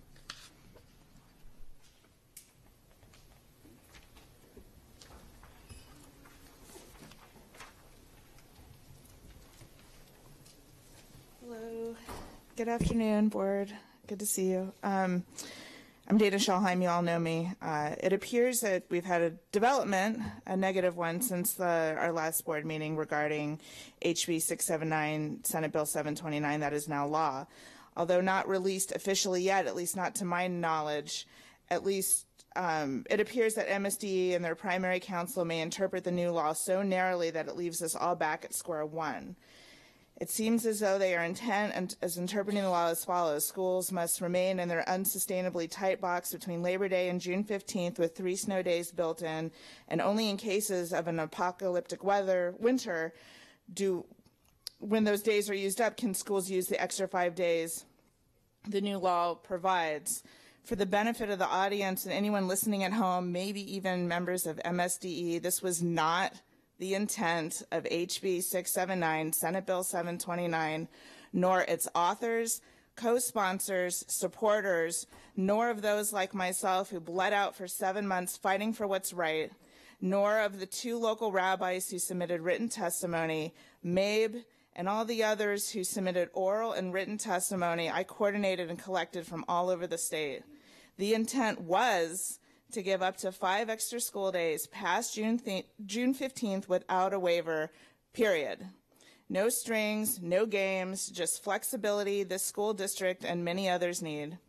I know this board, its council, Mabe, and its friends on other boards statewide will continue to do all that you can to get the flexibility needed to craft common sense calendars that won't force intolerance or produce a calendar that forces students to forego any meaningful break between winter break and the end of the school year. And I thank you again for your support.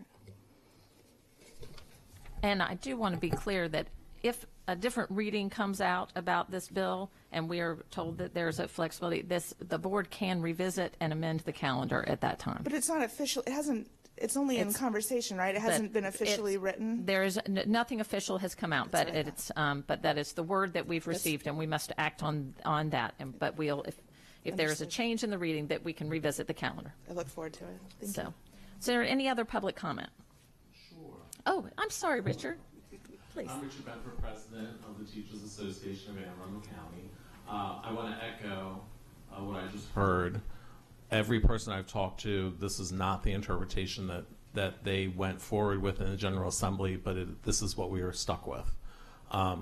So, of course, we need to advocate together going forward to make those changes. And it's another way that we can collaborate to get something changed for the good of our students and teachers. I appreciate the hard work that Dana's put in to get things rolling. And our friend back here, Jeanette Ortiz, who has worked tirelessly to figure all this out. Ultimately, we need those 5 days to be more flexible. And I think everyone agrees with that. And we need to go arm in arm once again together to make that happen. So I appreciate the work people have done. Thank you, Teresa and Bob, for their hard work. And I will see you another time, I'm sure, to talk about this issue. Ms. Korbelek. I just wanted to add for the public, the reason why we are bringing this forward today instead of just waiting for an official opinion to come out is because our calendar is due to the state board. All right, if there's no other comment, all those in favor of the passing the calendar as amended? Okay, we're done. Thank you. What? Oh.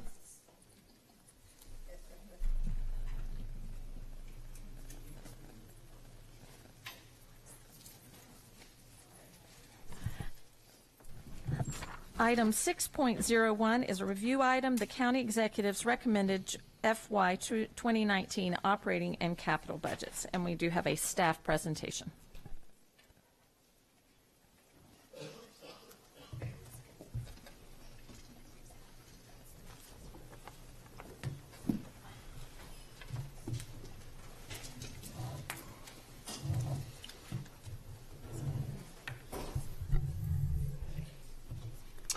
Good afternoon. By way of introduction, I'm Alex Shaknovich, Chief Operating Officer. Matt Stansky, Director of Financial Operations. Lisa Seaman Crawford, Director of Facilities. And we had the pleasure yesterday of attending the county executive's unveiling of his budget recommendation for the fiscal year 2019, both operating and capital. That initiated at 11 a.m. yesterday morning. We're just a few minutes past 12 today this afternoon, so we've only had about 24 hours, 25 hours to actually comb through the recommendation.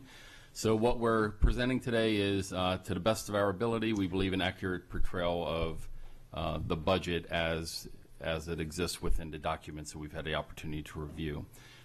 If it is okay with the board, we intend to go through the operating budget first and then address any questions or clarifying issues that might need to be dealt with, and then we will turn the page and move into the capital budget. With that, on the operating budget then, the one-page summary that you have before you, let's go over the revenue to begin with. And the way the page is actually constructed, moving from the middle of the page to the right, you have the approved Board of Education's budget in the fiscal year 2018, the year we're currently in. The request that the board codified and put forward to the county executive's office by March 1 for the fiscal year 2019. The difference of the board's requests, so the net increase or decrease in FY19 over 18. Second column from the right then is what the county executive has proposed in his budget as released yesterday morning for fiscal year 19. And then the difference fiscal year 18 over 19. So again, on the revenue side, the board's request was for $2.1 million of recognized federal appropriation authority. The county executive's recommendation matches that. On a state side, unrestricted, there was approximately a $9.54 million increase in state revenue. The county executive's recommendation recognizes that appropriation authority as well. The county, from the county government, the board's budget requested approximately a $50.86 million increase. The recommendation from the county executive would be approximately a $25.0 million increase. It is important to note at this juncture that the state mandated maintenance of effort calculation would derive approximately a $12.8 million minimum contribution to remain eligible and compliant with state law. So the funding request from the county put forward by the county executive in terms of his recommendation is $12.2 million in excess of maintenance of effort, and thus the budget presented would be compliant with the state MOE mandate.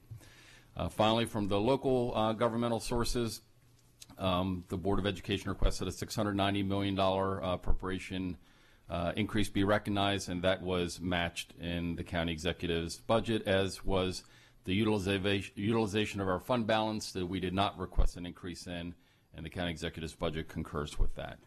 On the restricted side, you'll see that the vast majority of the restricted numbers, again, match exactly with the board's request, with the exception of the a minor adjustment for the internal service healthcare fund, and that's really just a technical amendment, largely due to some of the items below that are not funded for various reasons.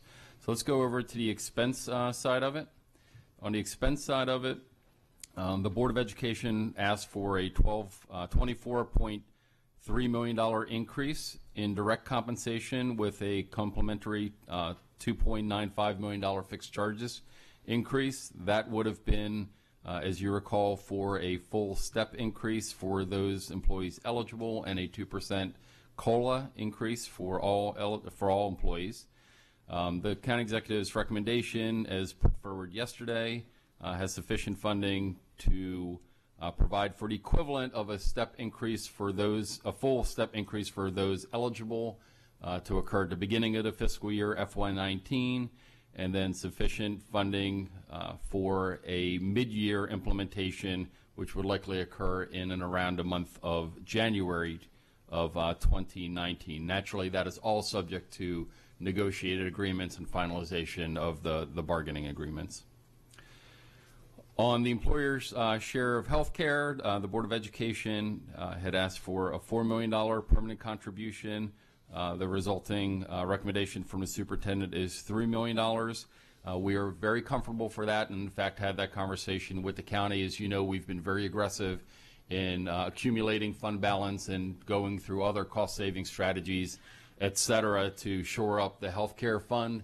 And with that, we were able to take a minor reduction in that expenditure, which would allow those revenues then to be redeployed elsewhere within the budget. So that does not give us any pause at all. In terms of the contract school and charter school expansion, that's recommended for full funding as requested by the board, exactly. For the next series, I'm not going to go through each and every one of the board's requests. We'll cover the ones that are recommended for funding, and then we'll make some overview comments about the rest of them. Specifically, it is our understanding that the county executive's budget contains the full funding for the opening of the Carrie Whedon Pre-K Center in South County, bringing us to now 3 early ed centers countywide. That was for 15.9 positions and $1.75 million.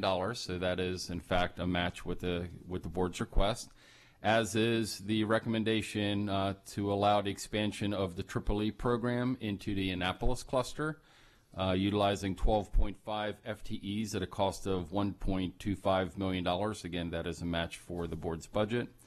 The county executive is recommending that we be allowed to make the internal accounting adjustments to recognize the payroll technician in the human resources department and a specialist in a professional growth and development area. Again, that is at no net increase in expenditures. It's, again, an accounting adjustment internally, but those FTE adjustments would be allowed to transpire. The board's request was for 5.8 psychologists and 8.0 social workers. The recommendation put forward by the county executive would fully fund 2.0 psychologists of that request at a cost of $226,500. In terms of special education, staffing for enrollment growth, the request from the board was for 13 positions at a cost of just in excess of $1 million. The recommendation, the budget documents reflect a 6.0 FTE addition to the special education ranks at a cost of $252,000. In terms of teachers for class size reduction, the board's request was for 45.0 educators in that category at a cost of just under $3.40 million. The budget put forth by the county executive has 44 of those positions funded at a cost of $3.35 million approximately.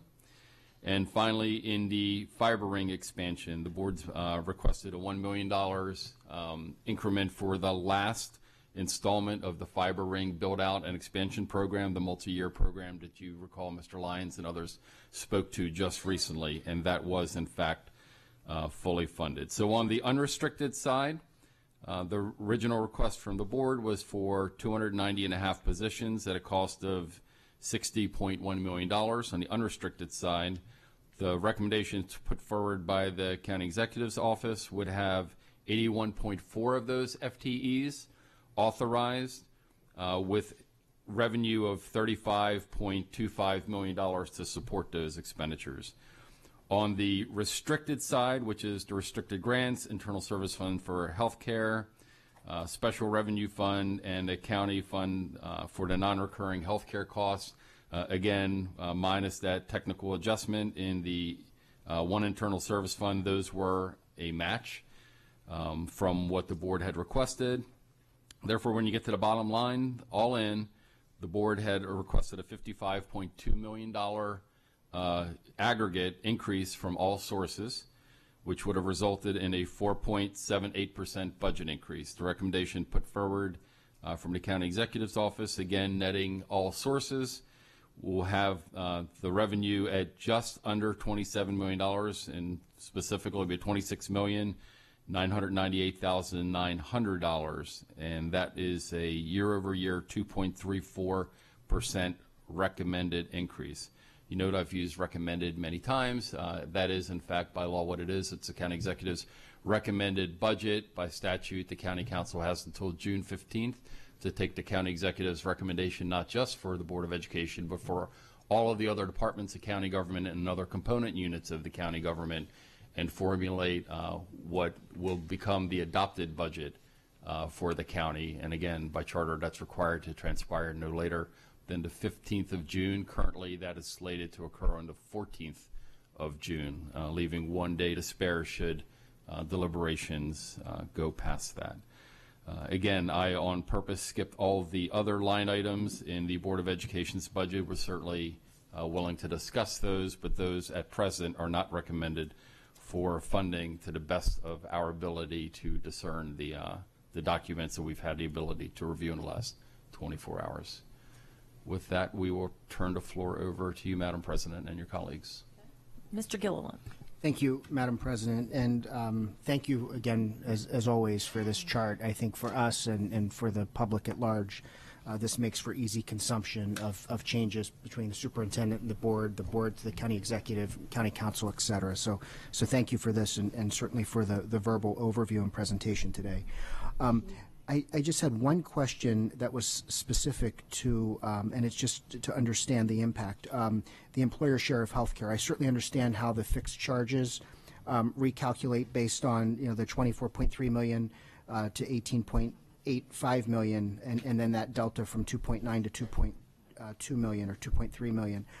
The change, however, from 4 million to 3 million in the recommendation, the impact of that, and I do apologize, Mrs. Hummer and I were calculating something when you were explaining some of the changes, so if you covered this, I apologize, but that $1 million delta from 4 to 3, the impact is to either our fund balance or to the employee share. What would be, how would we make up that difference? So essentially, it will be the fund balance, but we have been as aggressive as possible in aggregating the fund balance to shore that up. Now, the trade-off is, albeit the 4 or the 3 million, that's a permanent revenue line into the fund. So we have made some permanent adjustments into the fund, but we've also aggregated a significant amount of one-time money. Some of that contributed from the county. Naturally, we're going through that as we speak, as well as other one-time adjustments that we've been able to identify and budgetarily move over. As you recall, when we closed our books last year, we purposely set aside a specific amount of money to move into the healthcare fund as well. So because of some of those partially aggressive and partially fortunate provisions, we've been able to build up the healthcare reserve to a more healthy level than where we were last year.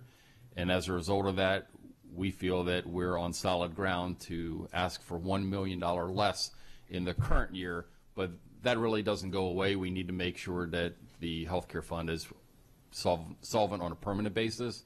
So in all likelihood, it's just a push of the request from the 19 year that may reappear in the 20 year. Understood. So to be clear then, assuming the recommendation in this line item stands, and we come back with a budget in June that sticks with the $3 million difference, from the Board of Ed request to what the County Council ultimately will approve, assuming this $1 million delta remains, it will not have any impact on the employee share. Oh, that's absolutely correct. We have a negotiated agreement that has the employee share glide path solidified, and we've agreed with labor that is something we are not revisiting for a defined period of time, and we are fully committing to uphold our end of that deal. Awesome. I just wanted to make that clear. So thank you so much for the clarification. Ms. Corbelak. Thank you for your summary for us. Yesterday I was able to watch the budget presentation remotely, and what was really clear and exciting to me is that this county really has become the best place to live, work, and start a business, as evidenced by the revenue stream that we're seeing. And anybody who's out there trying to bid on a house in this county knows exactly how popular we are. Yesterday during the presentation, we got to hear about all the great things that are going to be funded with this budget, but I did want to highlight while we're here some of the things we're not going to be able to fund if this budget stands, because I think it's important for the public to know. We're not going to be able to fund any bilingual facilitators. We're not going to be able to fund any additional custodians. We're not going to be able to offer our substitute teachers a pay increase. We can't get any more school counselors. We can't provide any additional ED autism classroom teachers in special education. We aren't going to have any teachers for enrollment growth, which has been around 1,700 a year. We are not going to be able to add those instrumental music teachers that our South River students were advocating for today. And then we've already talked about the reduction in some of the amounts of school psychologists that we can bring on board. So I just want to make sure, as folks go forward to advocate to the County Council, that they look through this summary sheet carefully and pick their pet projects that they're concerned about and really make a case if they feel like we need some more revenue. Thank you, Ms. Corbelak, for bringing that out. All the documents that we're presenting today are going to be available online, so any member of the public will be able to access those and review those at their leisure. The one line item says that the county executive has proposed 44 teachers for class size reduction. We will actually not be able to use teachers for classroom reduction until we've met enrollment growth, correct? So, I mean, we have to serve the children, the new children that come in, and we had requested 106 for enrollment growth to come to enter, and those have to be served first before we can target larger classrooms. At the macro level, yes, but obviously the deployment of staff and resources is at the direction of the superintendent and the OSP office. So right, but it's this 44 when we are projecting 1,700 students to come in, 44 classroom teachers. It's not necessarily going to result in any smaller classroom sizes. Correct. I mean, mathematically, the classrooms are going to grow next year over year. They certainly will grow over that. Okay. I want to say I'm thrilled to see that the Carrie Whedon New Pre-K Center is funded, as well as EEE in Annapolis. I think those are important initiatives that we need in our county. I am very disheartened that with the growing social emotional needs in the county and everything that we're seeing on a daily basis, that there's no guidance counselors that are currently listed in there. And I think we've heard loud and clear from the community, our parents, and from our schools that that is needed. And I hope that the public will go out and speak to the county council, and then the county council will hear us and find a way to fund some more of these positions. Are there any other board questions or comments on the budget? Mr. Reinhardt. Thank you, Madam President. Not only does this budget disregard the social emotional needs of our population, it also disregards our newest comers to our country. We have 4 bilingual facilitators that were not funded, nor the 30 English language acquisition positions that we requested too. We have to come to the reality of who is coming to our county.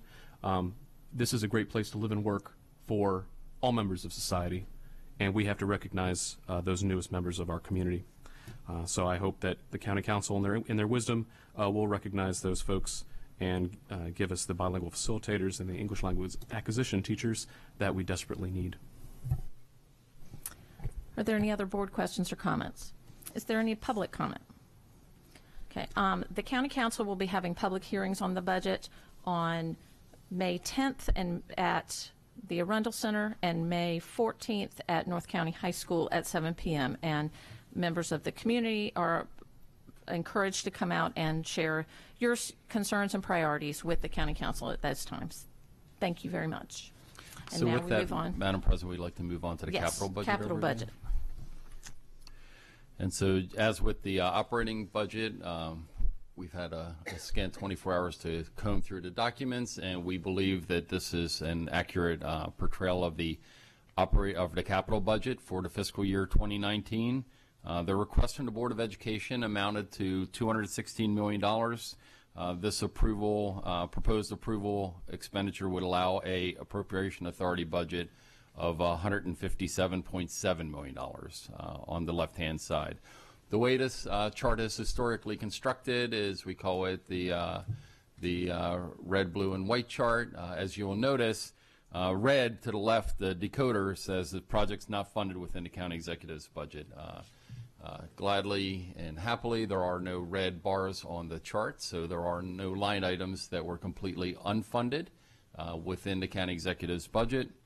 The ones that are banded in blue depict a line item where there is a difference between what the Board of Education requested initially and what is currently proposed within the county executive's budget, and we'll go through those in detail.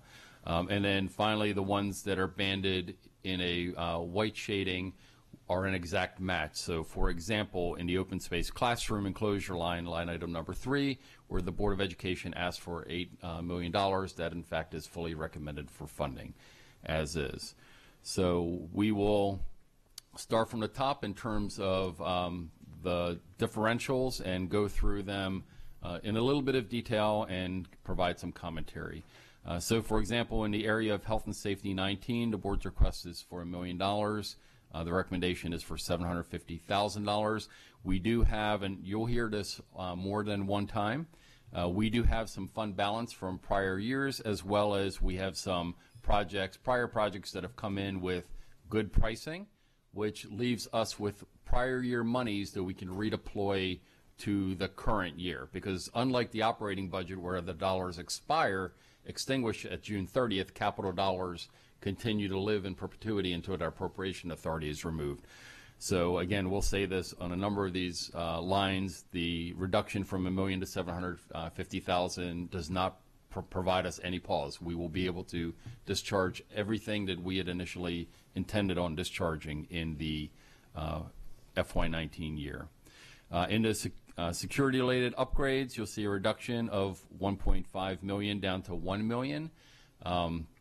Again, this does not give us pause at all because, as you recall, the county executive recently announced a very robust school safety security initiative. Those dollars reside currently in the county side of the budget. We will be working with the budget office to undertake the necessary legislative action to have that transferred over so that they can be used. But remember, when you add in those dollars plus this $1 million, we're way over $1.5 million. So we'll be able to make some significant inroads in terms of those double entry vestibule locks, the door locks, the security cameras, and some of those other items that were highlighted in the release that the county executive issued over to Annapolis High School just a month ago. Again, line item 3, 4, and 5 were fully funded as requested. The next item that there is a differential, though, is line item 6. The Board of Education's request was for $7 million. The recommendation is for $4 million. It has been at $4 million for a good number of years, so it is consistent with prior budgets. That is one that historically has always continued to give us concern. As you recall, each September we bring forward a capital maintenance plan that has a comprehensive maintenance plan which is adopted by this board, and that the backlog value of our maintenance items continues to tick up at a pretty good clip. And while the $4 million will certainly be put to great use, we certainly would wish that we had some greater ability to make further inroads into that maintenance backlog item. Roof replacements and relocatable classrooms were fully funded. Line items 9 through 12, that being asbestos abatement, barrier-free access, school bus replacement, and additions, you'll see some difference, but in none of those cases are we concerned in terms of our ability to discharge what we had initially planned to do. In FY19, again, we have fund balance from prior years that we can roll forward, and we do that each and every year in partnership with the county to make up the difference. So again, none of those will create an impact towards the plan that we had going into the year ahead. Line items 13 through 15 are fully funded as proposed. For Manorview, High Point, Cromwell, Jessup, and Arnold, there will be no impact to the construction schedule or to the contemplated opening date for any of those projects. The next 3 projects you'll see do in fact have a significant differential to them. That being Edgewater, Tyler Heights, and Richard Henry Lee. So I'll take those individually. So Edgewater Elementary School had a $19.7 million request, and a $4.2 million is the value that has been recommended for appropriation towards that project. Tyler Heights request from the board was for $18.2 million. The proposed funding level is at $4.4 million. And for Richard Henry Lee, the request was $16,945,000, and the recommended funding level is $3.101. So we have just initiated some discussions with our construction managers and our design teams and our in-house personnel in Ms. Seaman Crawford's office to be able to sort of dissect what that means for these construction projects. The way that the budgets were built would have allowed us the capacity to begin construction this summer on all 3 projects and remain fully deployed in terms of aggressively constructing the projects for all 12 months of the year. Historically, when we've been partially funded to this level, the approach is actually to work the project backwards. Instead of starting July 1 and working full-time to the end, we actually work the other way. We go to the end of the fiscal year, which is June 30th.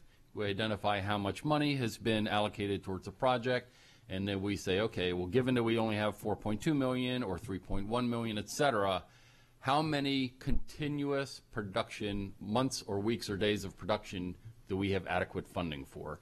So we will work that clock backwards and calculate, in lieu of starting this summer, are we going to be starting on February 28th or March 15th or April 2nd or however much the cash flow will allow.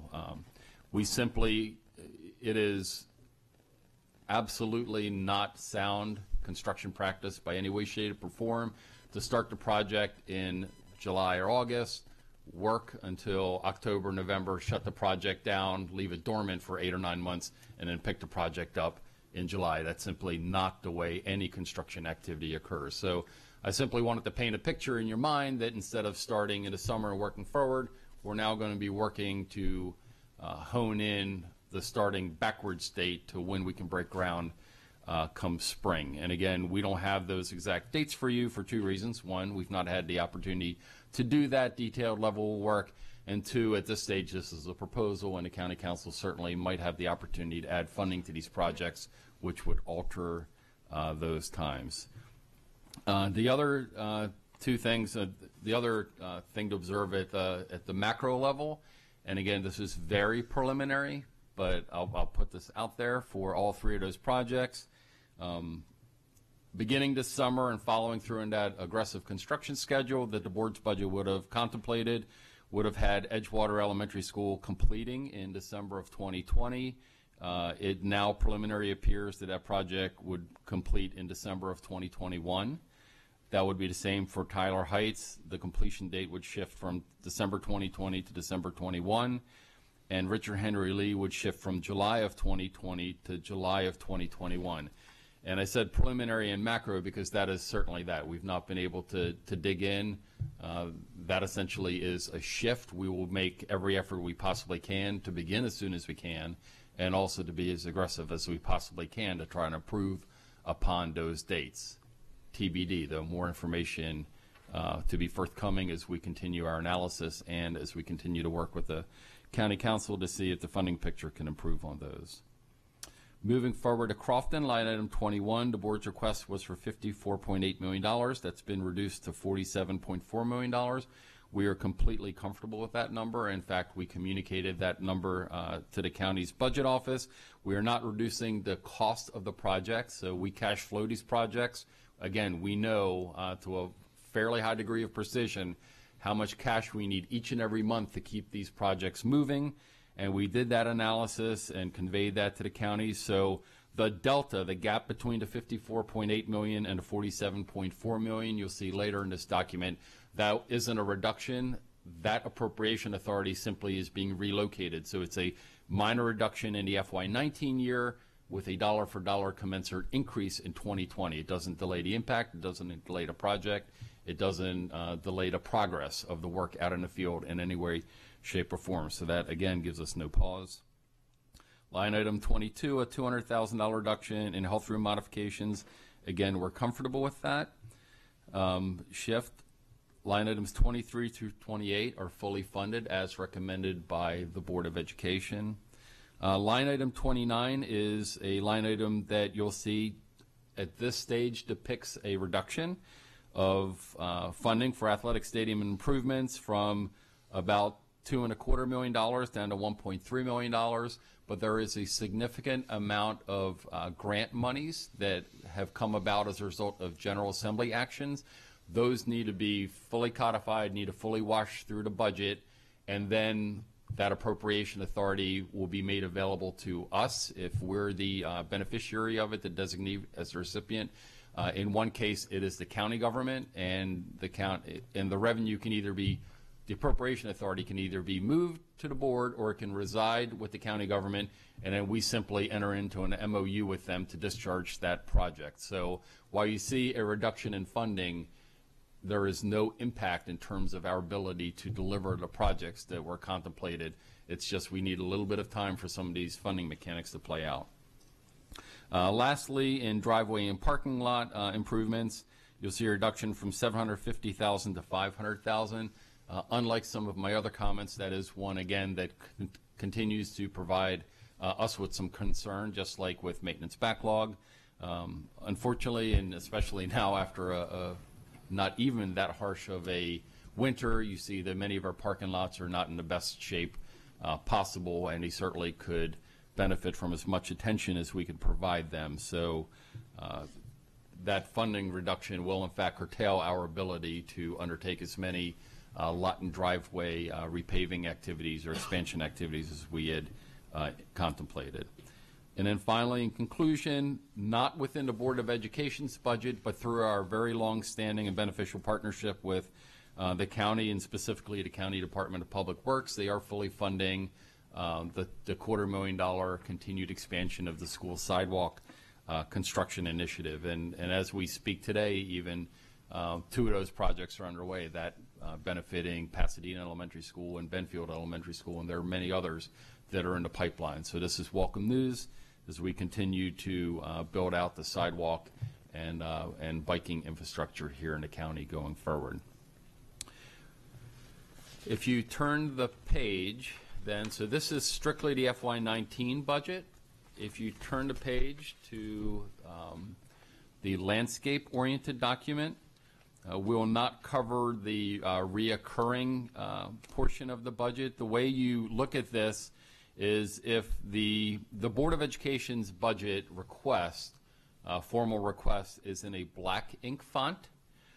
If the project was funded, but funded at a value that differed, and in some cases that could be less, some cases that could be more, if there's a differential in the funding level, it's marked in a blue ink font. And if it is fully funded at the exact amount, it is depicted in a green ink font. And if it's not recommended for funding, i.e. a 0, it's recommended in a red font. So that's the decoding way of going through this.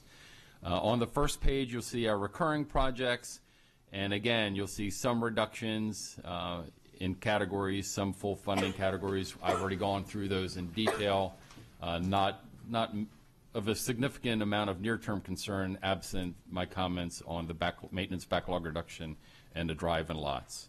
If you go into the major capital projects, on the bottom section of that first page, you'll see that they are either exactly funded or funded at a differential that we're comfortable with, again, aligning with the remarks I issued earlier. If you go onto the back page, and we'll highlight now the significant differentials in that, you'll see that the first four projects are fully funded. We've already discussed Edgewater, Tyler, and Richard Henry Lee. You'll see when you get down to Crofton the dynamic that I indicated earlier. So while the appropriation authority will decrease from $54.8 million to $47.4 million, if you go to the 20 column just to the right of it, you'll see that our request for next year, which we had planned on being at $17.0 million, will increase to $24.4 million. So again, it's a mathematical wash. It does not impact. The impacts, though, do occur in the out years, and I'll go over those in detail. The recommendation that was put forward yesterday at the county executives level would have Quarterfield, Hillsmere, Rippling Woods, and Old Mill West High School. They would slip by 1 year, whereas the board would have requested that we initiate planning and design activities and early construction activities in FY20. They now slip out to FY 2021. If you continue down the page and you take a look at Mountain Road Corridor Elementary School and Old Mill Middle School South, Mountain Road Corridor Elementary School will slip out 2 years. Again, the board's budget would have had design and planning and preliminary construction activity commencing in FY 2021. As contemplated now within the county executive's budget, that would commence in FY 2023. And the remaining projects on that page then, Old Mill Middle School South, Cat North, Old Mill High School, West County Elementary School, and Old Mill Middle School North, you'll see are no longer in the planning horizon. So they simply are not in the 6-year plan. That doesn't mean the projects don't exist. They're just not in the 6-year planning horizon. And we're obligated, again, to put together a 1-year CIP and a 5 out-year exhibit. So they've been pushed out past 2024, which is the end of the formal obligatory CIP planning horizon. With that, we'll take a pause and turn it back over to you and your colleagues, Madam President. Mr. Gilliland. Thank you again, Madam President, and thank you for this presentation. I'll just ask for a little bit of latitude in this because I suspect as we get into the fall and discussion about CIP, we'll have probably a much more extensive conversation. But I wanted to sort of understand better, given these numbers, plus the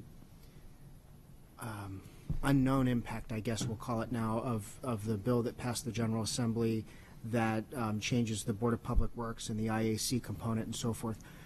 At what point will that oversight charge change so that the out-year projects have to go through the new process as opposed to what has already been initially approved? And I don't know if it's as simple as saying planning and design feasibility or if it's somewhere further down at which we have to go and re-explain our capital budget vision, or our capital program vision, I should say, to another set of stakeholders. Sure. That new structure will be in panel July of 2018. So this budget will conclude essentially under the old algorithm. Your next CIP, the one that we'll be presenting for FY 2020, will be the capital improvement budget that will go through the new system once it's fully stood up and flushed out. So for instance, and I'm getting a lot of questions throughout the community about what we're preliminarily calling Old Mill West, the Papa John's project. So for instance, just using that scenario, we have funded up until now, and this would not have changed, based on this proposed budget, and any changes that were made by the county executive or will be made by the county council. But Old Mill West has received $0 of funding to date, even though I know the county just acquired the property and we're going through those changes. But theoretically, could that project be at risk with this new oversight committee?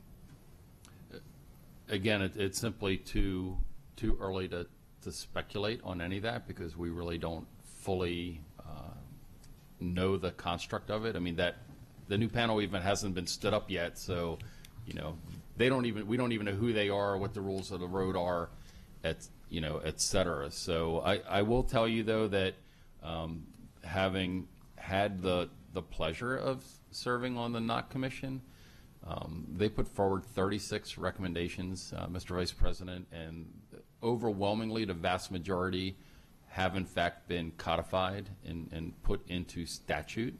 The intent really had to do with expediting the school construction process, eliminating a lot of the bureaucracy that was contained in the old school construction process, expediting many of the approvals so we can get through the review and approval process.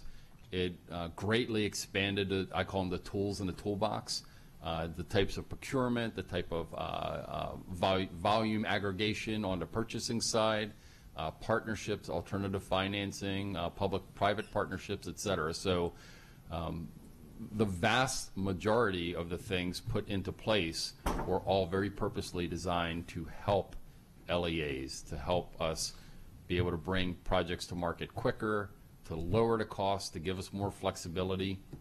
I am hoping that the new interagency commission that is impaneled come July honors the spirit and intent of the entire NOT process, and that the processes that they put in place comports with that, and they continue to partner with the LEAs to help us move projects through as quickly as possible.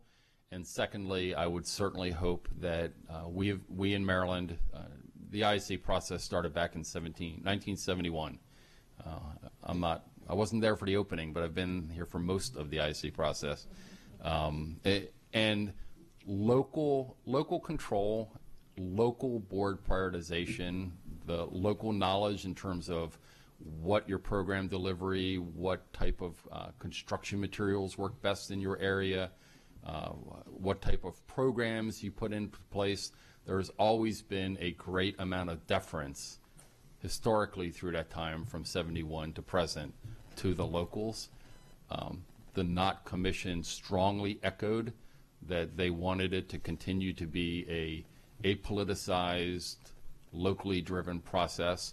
And again, I would fully hope that the new interagency commission honors the spirit and intent not just of the past, but of the NOT Commission's recommendations and what was codified within statute just recently. Thank you for that. And again, I ask certainly for the projects that remain on the out years and on our radar and our overall vision, but at the same time, I just always know when there's a substantial change like that, and we've already committed dollars or spent dollars in many cases, and some new oversight comes into play, they may start to ask questions that cause us to have to do a lot of explaining and justification. So I appreciate your answer. Thank you. Sure. And we'll appear before you, as we always have, in the month of September with our preliminary FY 2020 recommendation. We certainly hope and would expect that between July, when the new interagency commission is stood up, and September, by the time we appear before you, that we would have had the ability to interact with them, that they would have issued new guidance. We've been able to digest that. So I think we'll be able to brief you and be positioned to brief you in September of 2018, much better than we are this afternoon. Ms. Corbett. I just had a question on the 3 elementary schools whose funding was cut. My understanding is that the students at Edgewater and Tyler Heights can remain in the building. So if you are able to, say, start construction in April, then you could go ahead and start construction in April while these students are still in the building. But Richard Henry Lee students would actually have to be moved out of the building before we could really do any work. Is that true? So yes, the way all 3 projects are contemplated is the students at Edgewater and Tyler Heights would remain on the premises while we renovated and expanded the building around them. as you well know, we've done successfully many times. But Richard Henry Lee, simply by the way it's configured and its size and lack of space on a property, those youngsters could not reside within that building, so we would have to move them off premises. So from the inception, we knew that project, we would have to relocate those students. So with this money, we obviously can't move them off premises for September. Probably can't move them off premises over winter break either. If you're backdating the money and you're saying, oh, we can start a project in March or April, are we really going to start a project like that and move those kids in the middle of the school year, or are we going to really just wait until July? I don't think that's been fully flushed out yet, in all due candor. Again, we've got some work we have to do with our designers and constructors. We have to talk to both school communities, bring a recommendation to the superintendent, and receive direction on that. But I think it's just preliminary right now, a little bit preliminary to say this early afternoon that definitively we are or not going to move them out effective September, December, or the following September. That being said, we need to inform the community. They deserve to know, the faculty, the parents, the staff, everybody needs to know. So we are going to try to get to that place where we can inform them as absolutely quickly as possible. And I'll add to that. Thank you for pointing out it. As we've talked many times, we blended these three elementary schools together in terms of talking about the capital budget and capital improvements. But when it gets right down to the work that's got to be done, Richard Henry is in a very different place, right? It's different decisions have to be made because we do have to move those students. I'm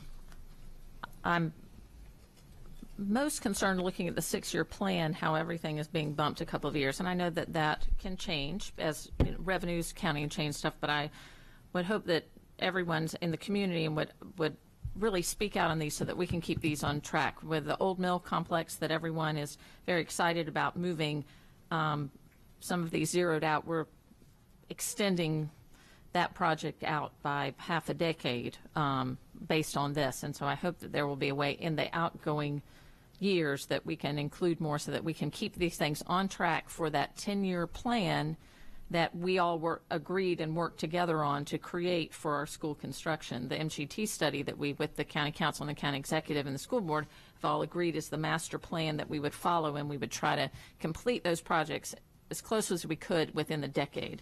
And so I hope that we will see increased revenues coming into the county and increased allotment to the school system so that we can get those things on track to meet that decade goal. Sure, and as you know, the county, on the county side, there are capital debt affordability guidelines, 3 or 4 very, very specific ones, so their entire CIP has to fit within those constraints of the capital debt affordability models. The same exact thing happens at the state level as well. One of the recommendations, and I'll go back to the comments made to the Vice President from the NOC Commission, is that historically we had, coming out of the COP Commission, a $250 million funding floor on the state side. The recommendation has been to, as quickly as possible, get to a $400 million state funding floor as well. So I think as revenues increase on both the state and the county side, we hope that that would put more breathing room, more capacity into both the state's model and the county's model. And yes, the effect of that would be to hopefully help us bring some of these extended timelines back in. Are there any other board questions or comments? Is there any public comment? So thank you all very much. Very informative. And again, I encourage everyone to go out to the county council hearings on the budget.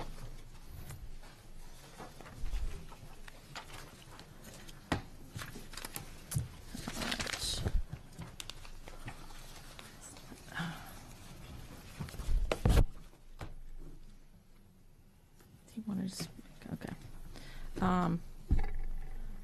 Item 6.02 is not in my packet. Do you have it? Let me see your 6.02. It's missing from my packet. Sorry. Item 6.02 is review item systemic approaches to equitable practices, and we have a presentation, ladies. Good afternoon, everyone. I am Monique Jackson, Deputy Superintendent for Student and School Support.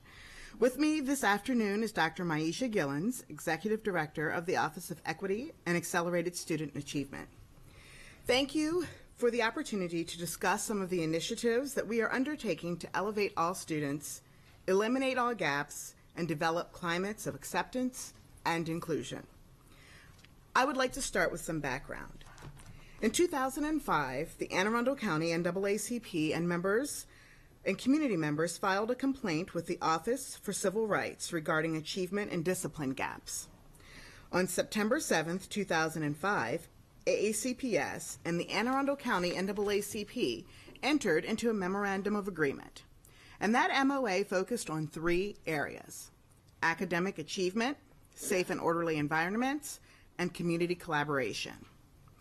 The spirit of that 2005 agreement has continued to be carried out through the work of the Blue Ribbon Commission, our newly adopted strategic plan, the disproportionality report, the District 203 initiative on equitable practices, which includes restorative practices, the hiring of community ambassadors, and the continuation of the Equity Advisory Committee, formerly known as the OCR Committee.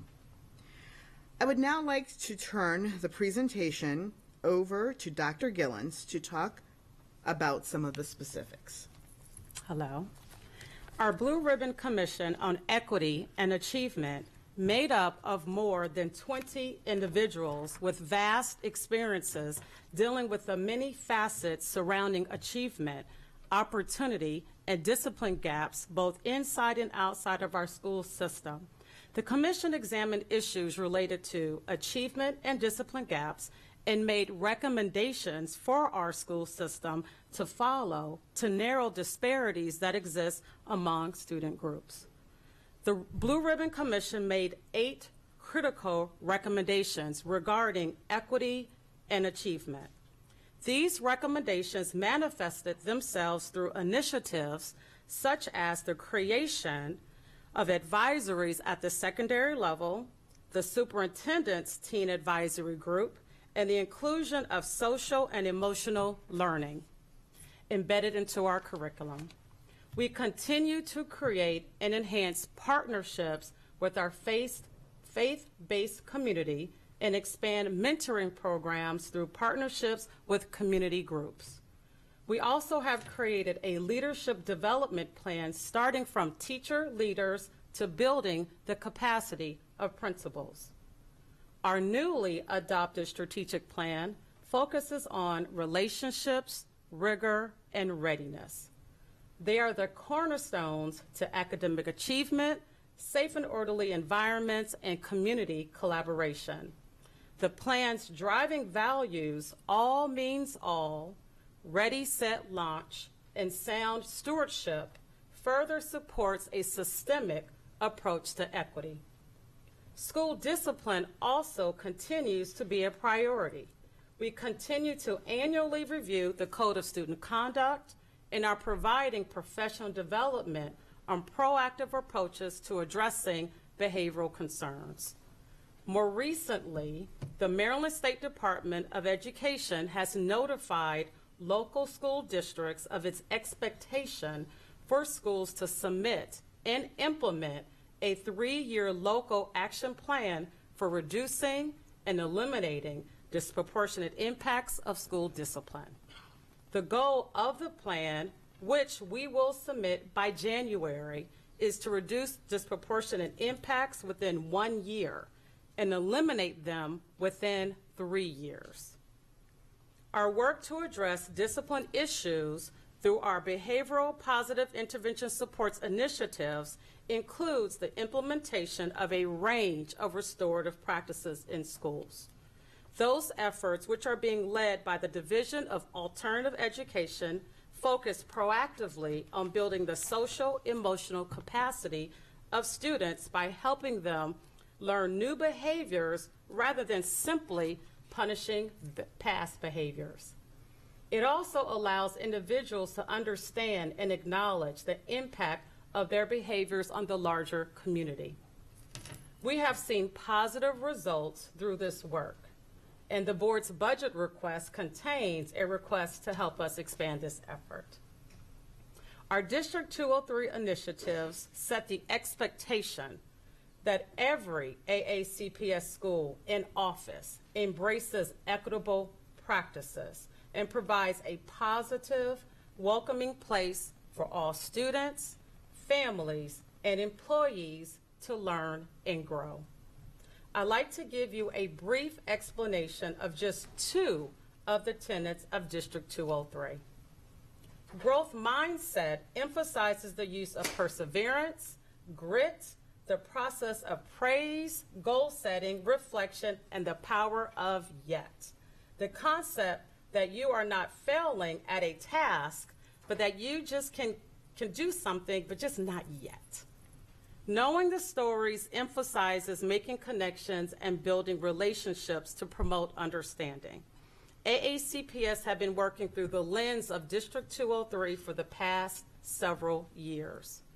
This school year, we are digging deeper into equitable practices by aligning our professional development around the research outlined in the book, Building Equity, Policies and Practices to Empower All Learners.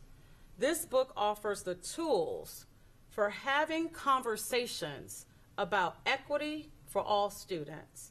And this book also offers educators a comprehensive model for evaluating their current systems while providing a blueprint for improvement. As you can see on the taxonomy on the PowerPoint, it's organized by equity concerns and responsive practices that promote a school or school district's ability to address each of those effectively. To advance the work of building equity, each school is assigned an equity liaison. Among other duties, equity liaisons advance the work of equitable practices at their school. They assist in analyzing data by student group and take appropriate action to ensure the school improvement plan is responsive, supportive, and equitable. All equity liaisons deliver professional development on equitable practices for their staff on the 4 designated early dismissal days. My office has provided and continues to provide District 203 professional development for various central office departments and different employee groups, such as the Division of Human Resources, the Division of Curriculum and Instruction, bus drivers, secretaries, behavioral specialists, bilingual facilitators, etc.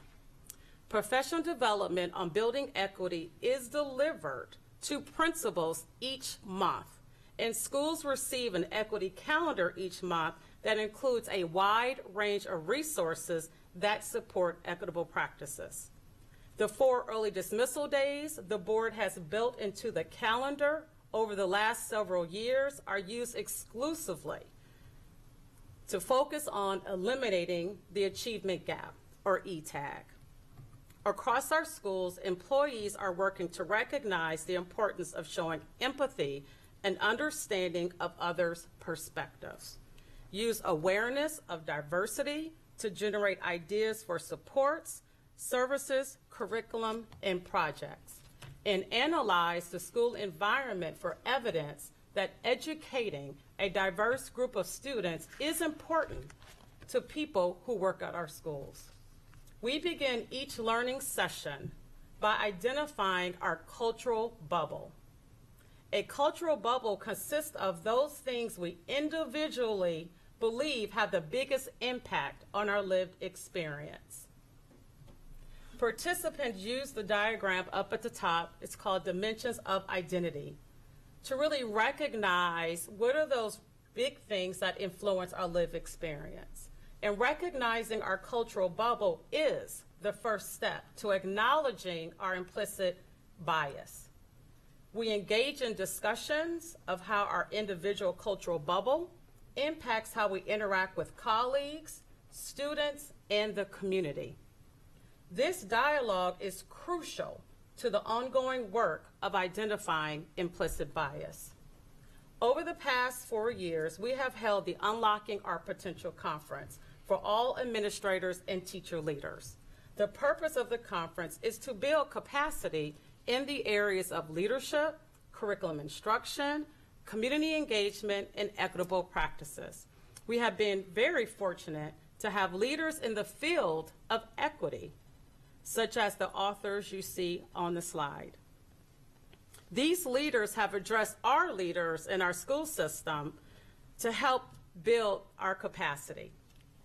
The link between our schools and the communities they serve is a critical one. Our community ambassadors are essential to making that link strong. Community ambassadors are currently strategically placed in 3 high schools, Annapolis, Chesapeake, and North County. And we have plans in place to hire more ambassadors to assist schools in the future. The community ambassadors, they serve as liaisons with homes, schools, and communities. Our ambassadors provide crisis management as well as focus on improving student attendance, creating a more welcoming environment for families, and providing information and resources.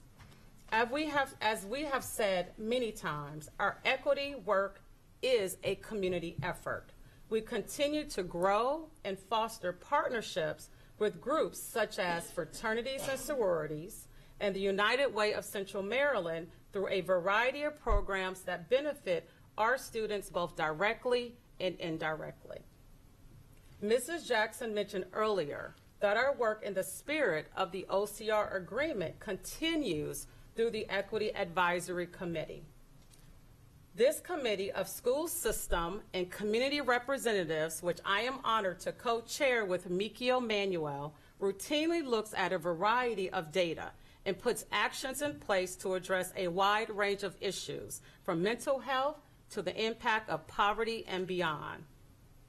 Analyzing data is critical in our commitment to elevating all students and eliminating all gaps. Each of our principals have received a data profile that's been disaggregated by student group that allows them to see their school's progress. In addition to achievement and attendance data, the profile includes results from the climate survey and a breakdown of employee diversity. These profiles drive the work of each school's school improvement plan. Within our school system, the Executive Oversight Committee works to provide supports to schools that have had difficulty meeting established indicators. The EOC provides a support network to schools in meeting their identified school improvement goals through the use of problem-solving protocols which are shared among schools. The launch of our new strategic plan also provides us with a more publicly accessible portal through which our progress can be viewed. The metrics section of the strategic plan page on our AACPS website will contain data presented in an easy-to-understand format that will also be downloadable. It is our intention to keep the site fresh and to update the data as often as possible. Our communication efforts will also include a community book study, a summer series on Tuesday nights, right here at the boardroom, addressing a variety of topics of interest to parents and the general community, and video clips on our website highlighting efforts to address achievement, opportunity, and discipline gaps. There are more potential changes on the horizon as well. We continue to discuss the creation of safe spaces in our school buildings where students in crises can find a trained adult who can assist or direct them when they need help. Dr. Arlotto has led an ongoing discussion in recent weeks about repackaging the initial days of the upcoming school year to focus on building relationships between students, as well as between students and staff, wellness, and equity. It is his belief that spending this time at the outset of the year has the potential to create bonds that will reduce many of the instances we have seen to date. AACPS and the community have many challenges to address in the areas of equity, acceptance, and inclusion.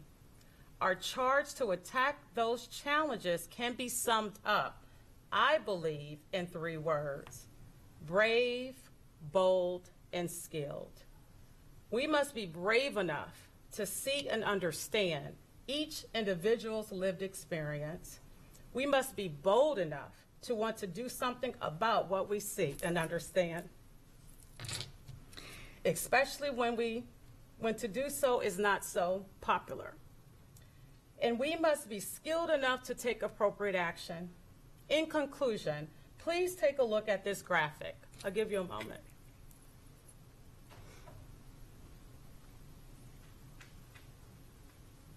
Getting from equality to equity requires us to be bold, brave, and skilled. Equality means everyone has the same bike.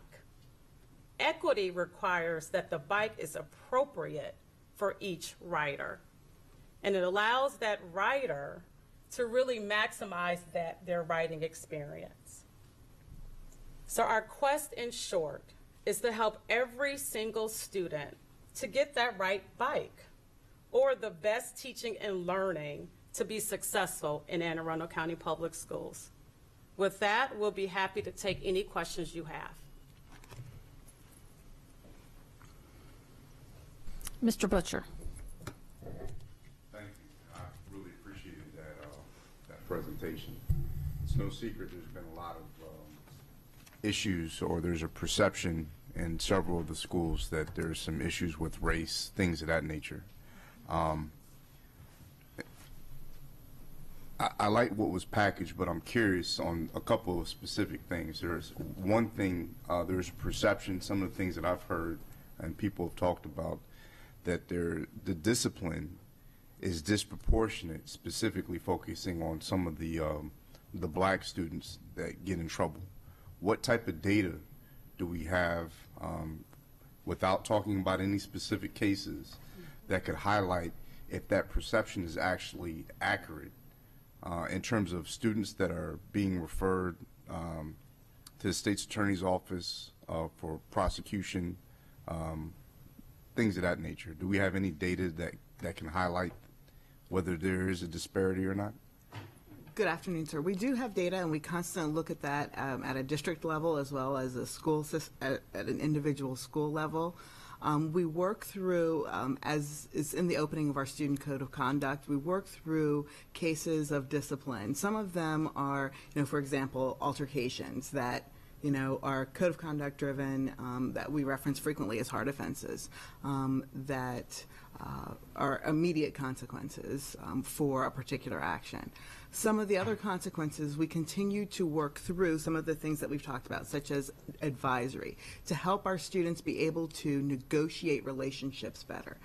It starts in the early elementary school, where we have built that into the curriculum. So the short answer to that is yes, we do notice some discrepancies within student populations, but the answer to that, we continue to work through the systems that we do have in place.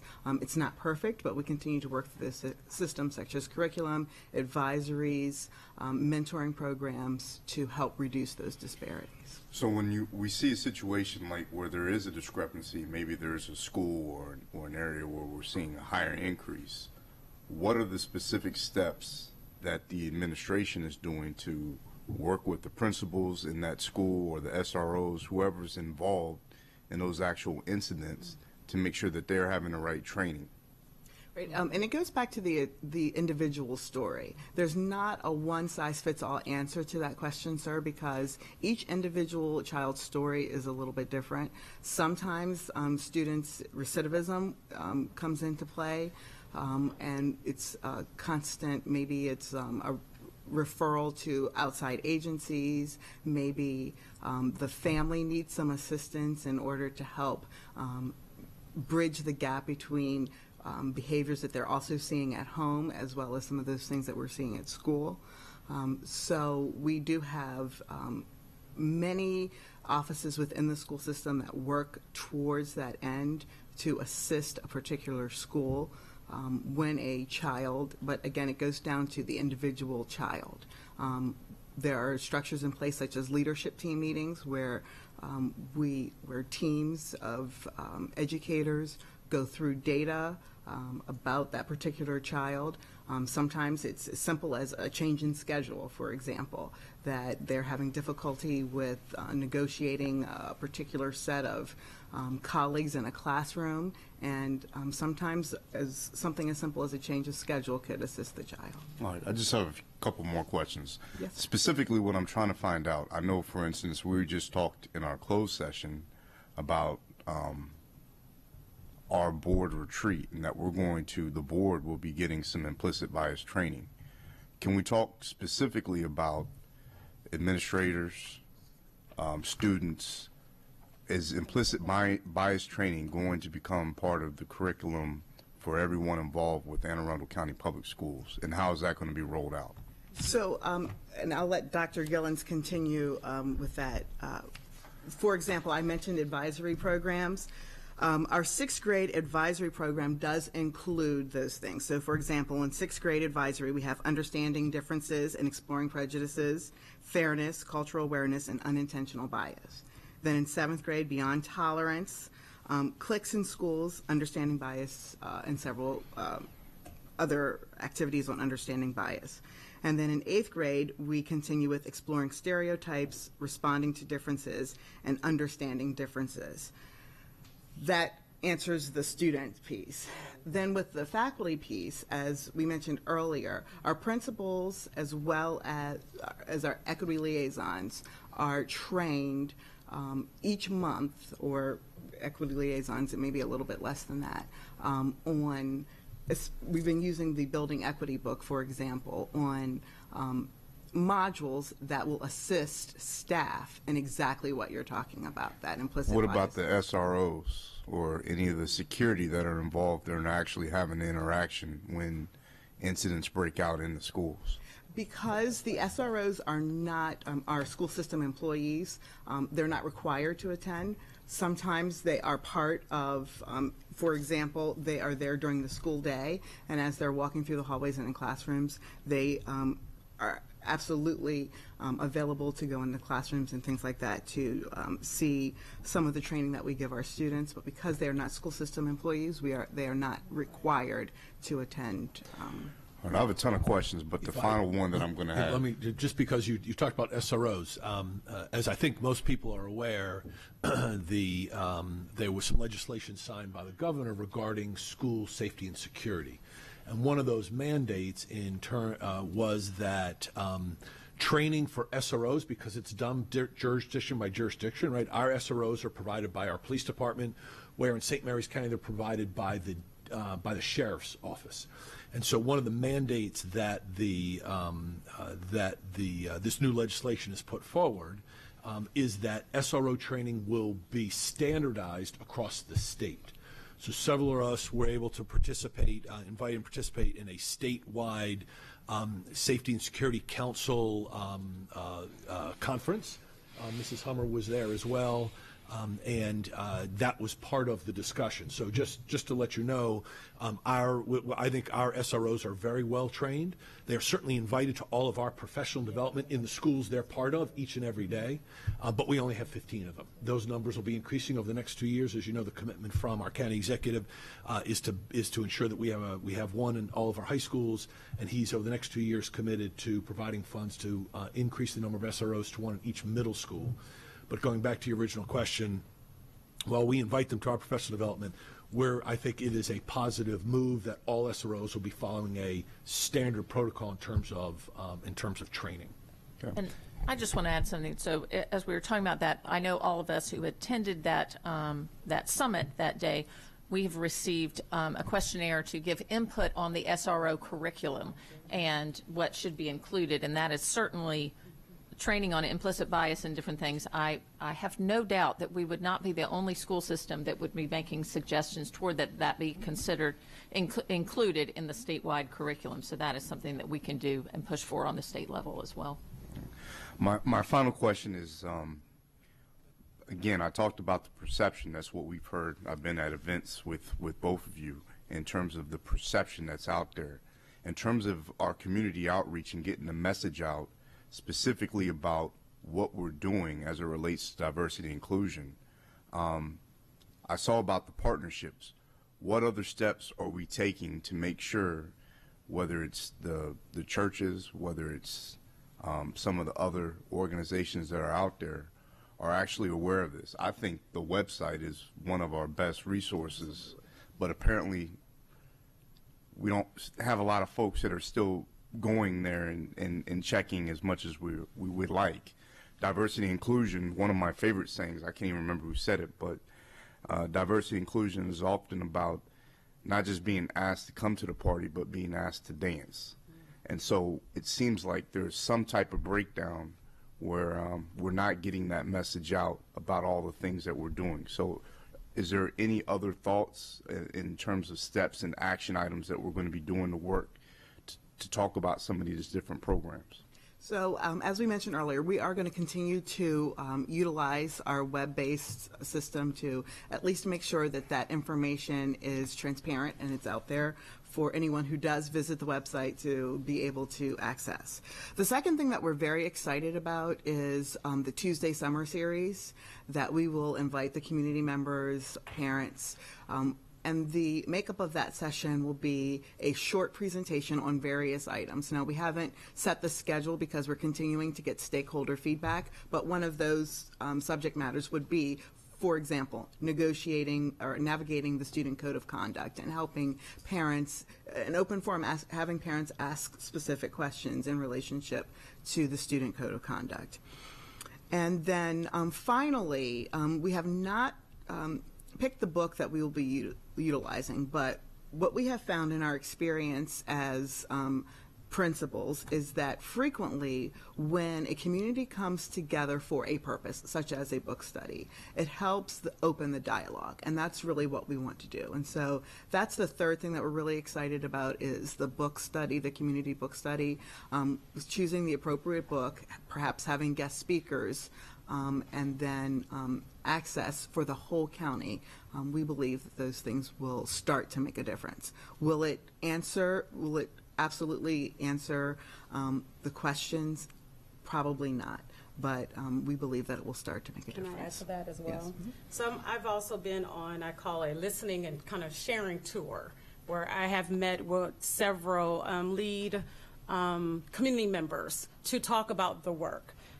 We also have, as we mentioned, the Equity Advisory Committee, which is consisted of school-based folks and also community folks. That's another way, and we do it every month, to communicate exactly what's going on and be very transparent in the work. So again, I'm continuing to meet with key individuals in the community to really communicate exactly what the work is. Mm-hmm. Well, thank you guys for your work. Thank you. And to that end, we are open to suggestions as we continue this work. As I speak with Dr. Gillens, this is not just about the work of her office. This is about the work of AACPS and Anne Arundel County and its citizens, the greater Anne Arundel County and its citizens. And so as we continue to do the work, it is crucial more than ever that we work together. Because as I echo what Ms. Corbelak said, our children are watching us. And as we become their role models and their examples, we need to model working together. Mr. Reinhardt. Thank you, Madam President. Thank you again for this presentation. I know I and certainly this board appreciate all of your effort and communicating what we're doing so far, and it's certainly going to be a great benefit to our community to learn more of the things that we are doing as a district. I just had a few brief questions.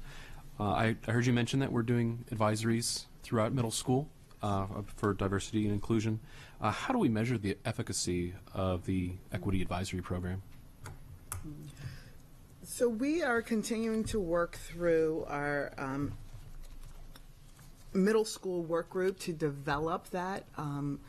Our robust advisory program started just a few years ago, and so as we continue to expand our advisory program through middle school and into high school, our middle school level educators are working through this book, helping us with advisories and helping us not only with the content, but exactly what you are talking about, measuring. is what we're teaching actually getting us the results that we want?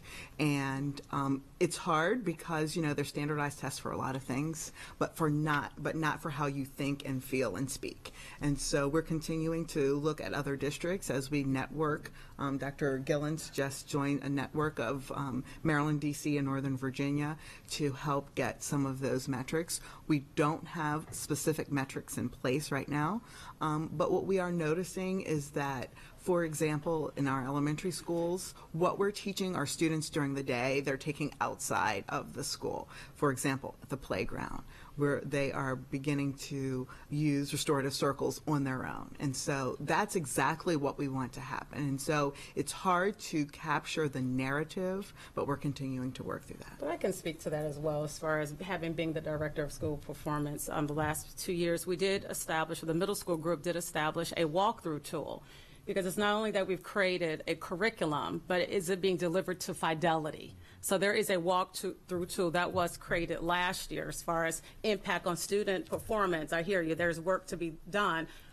But I would also argue that the principals were clear that they needed a tool to monitor the fidelity in which the curriculum is being implemented. That does exist, and we did that. We started that last year.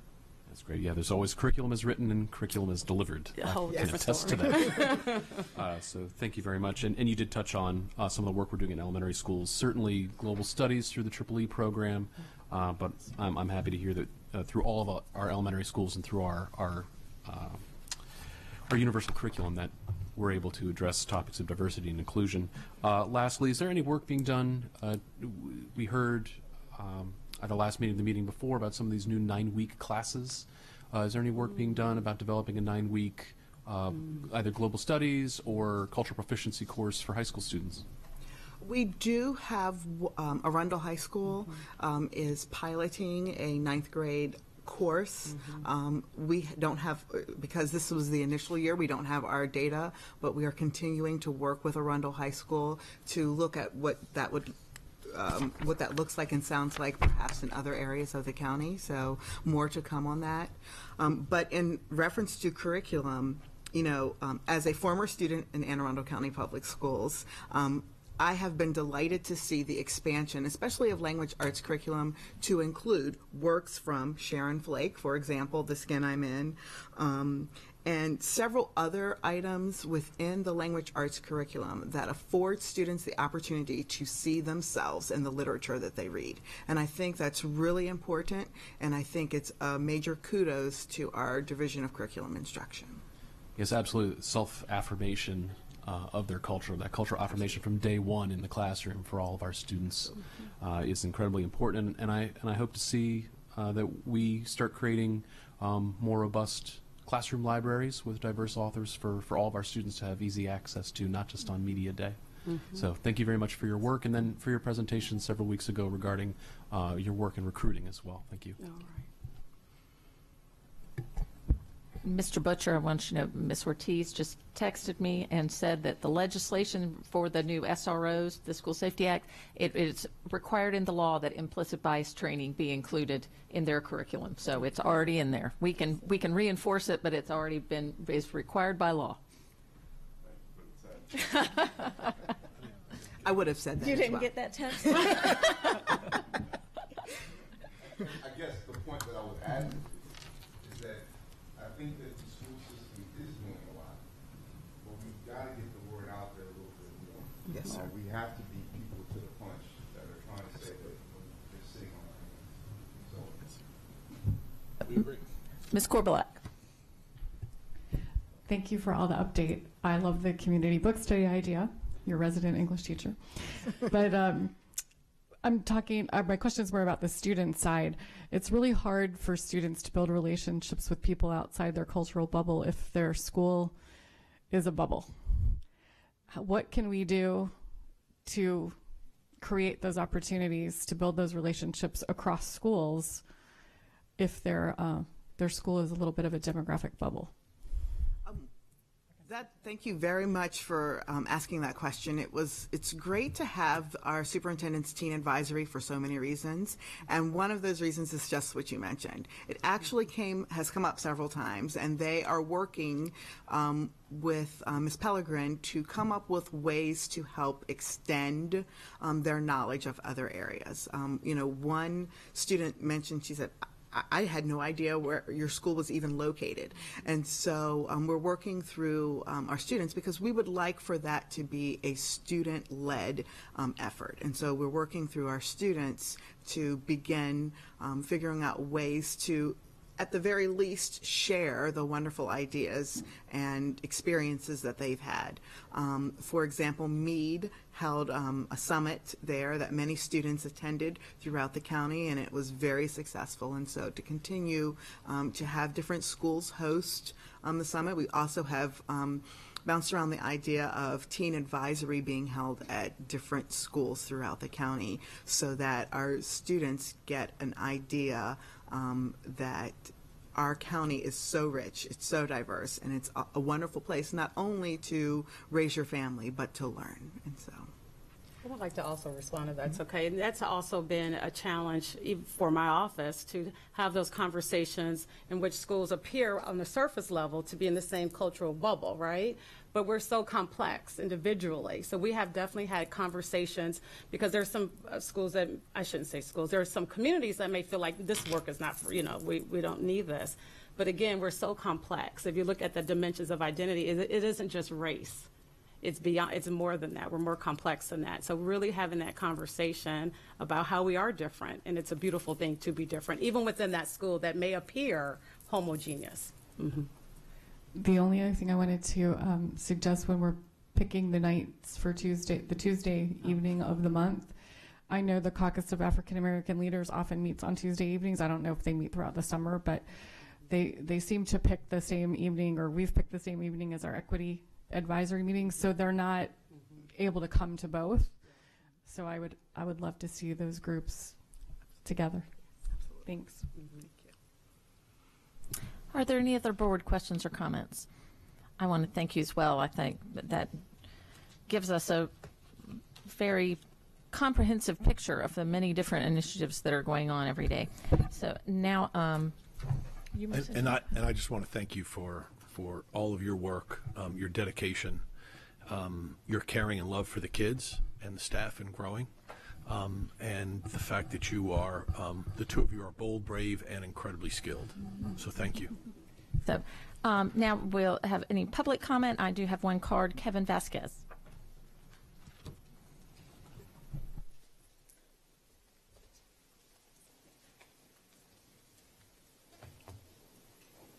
Hi there. My name is Kevin Vasquez. I'm the leader of the Axiom Club, Chesapeake High School.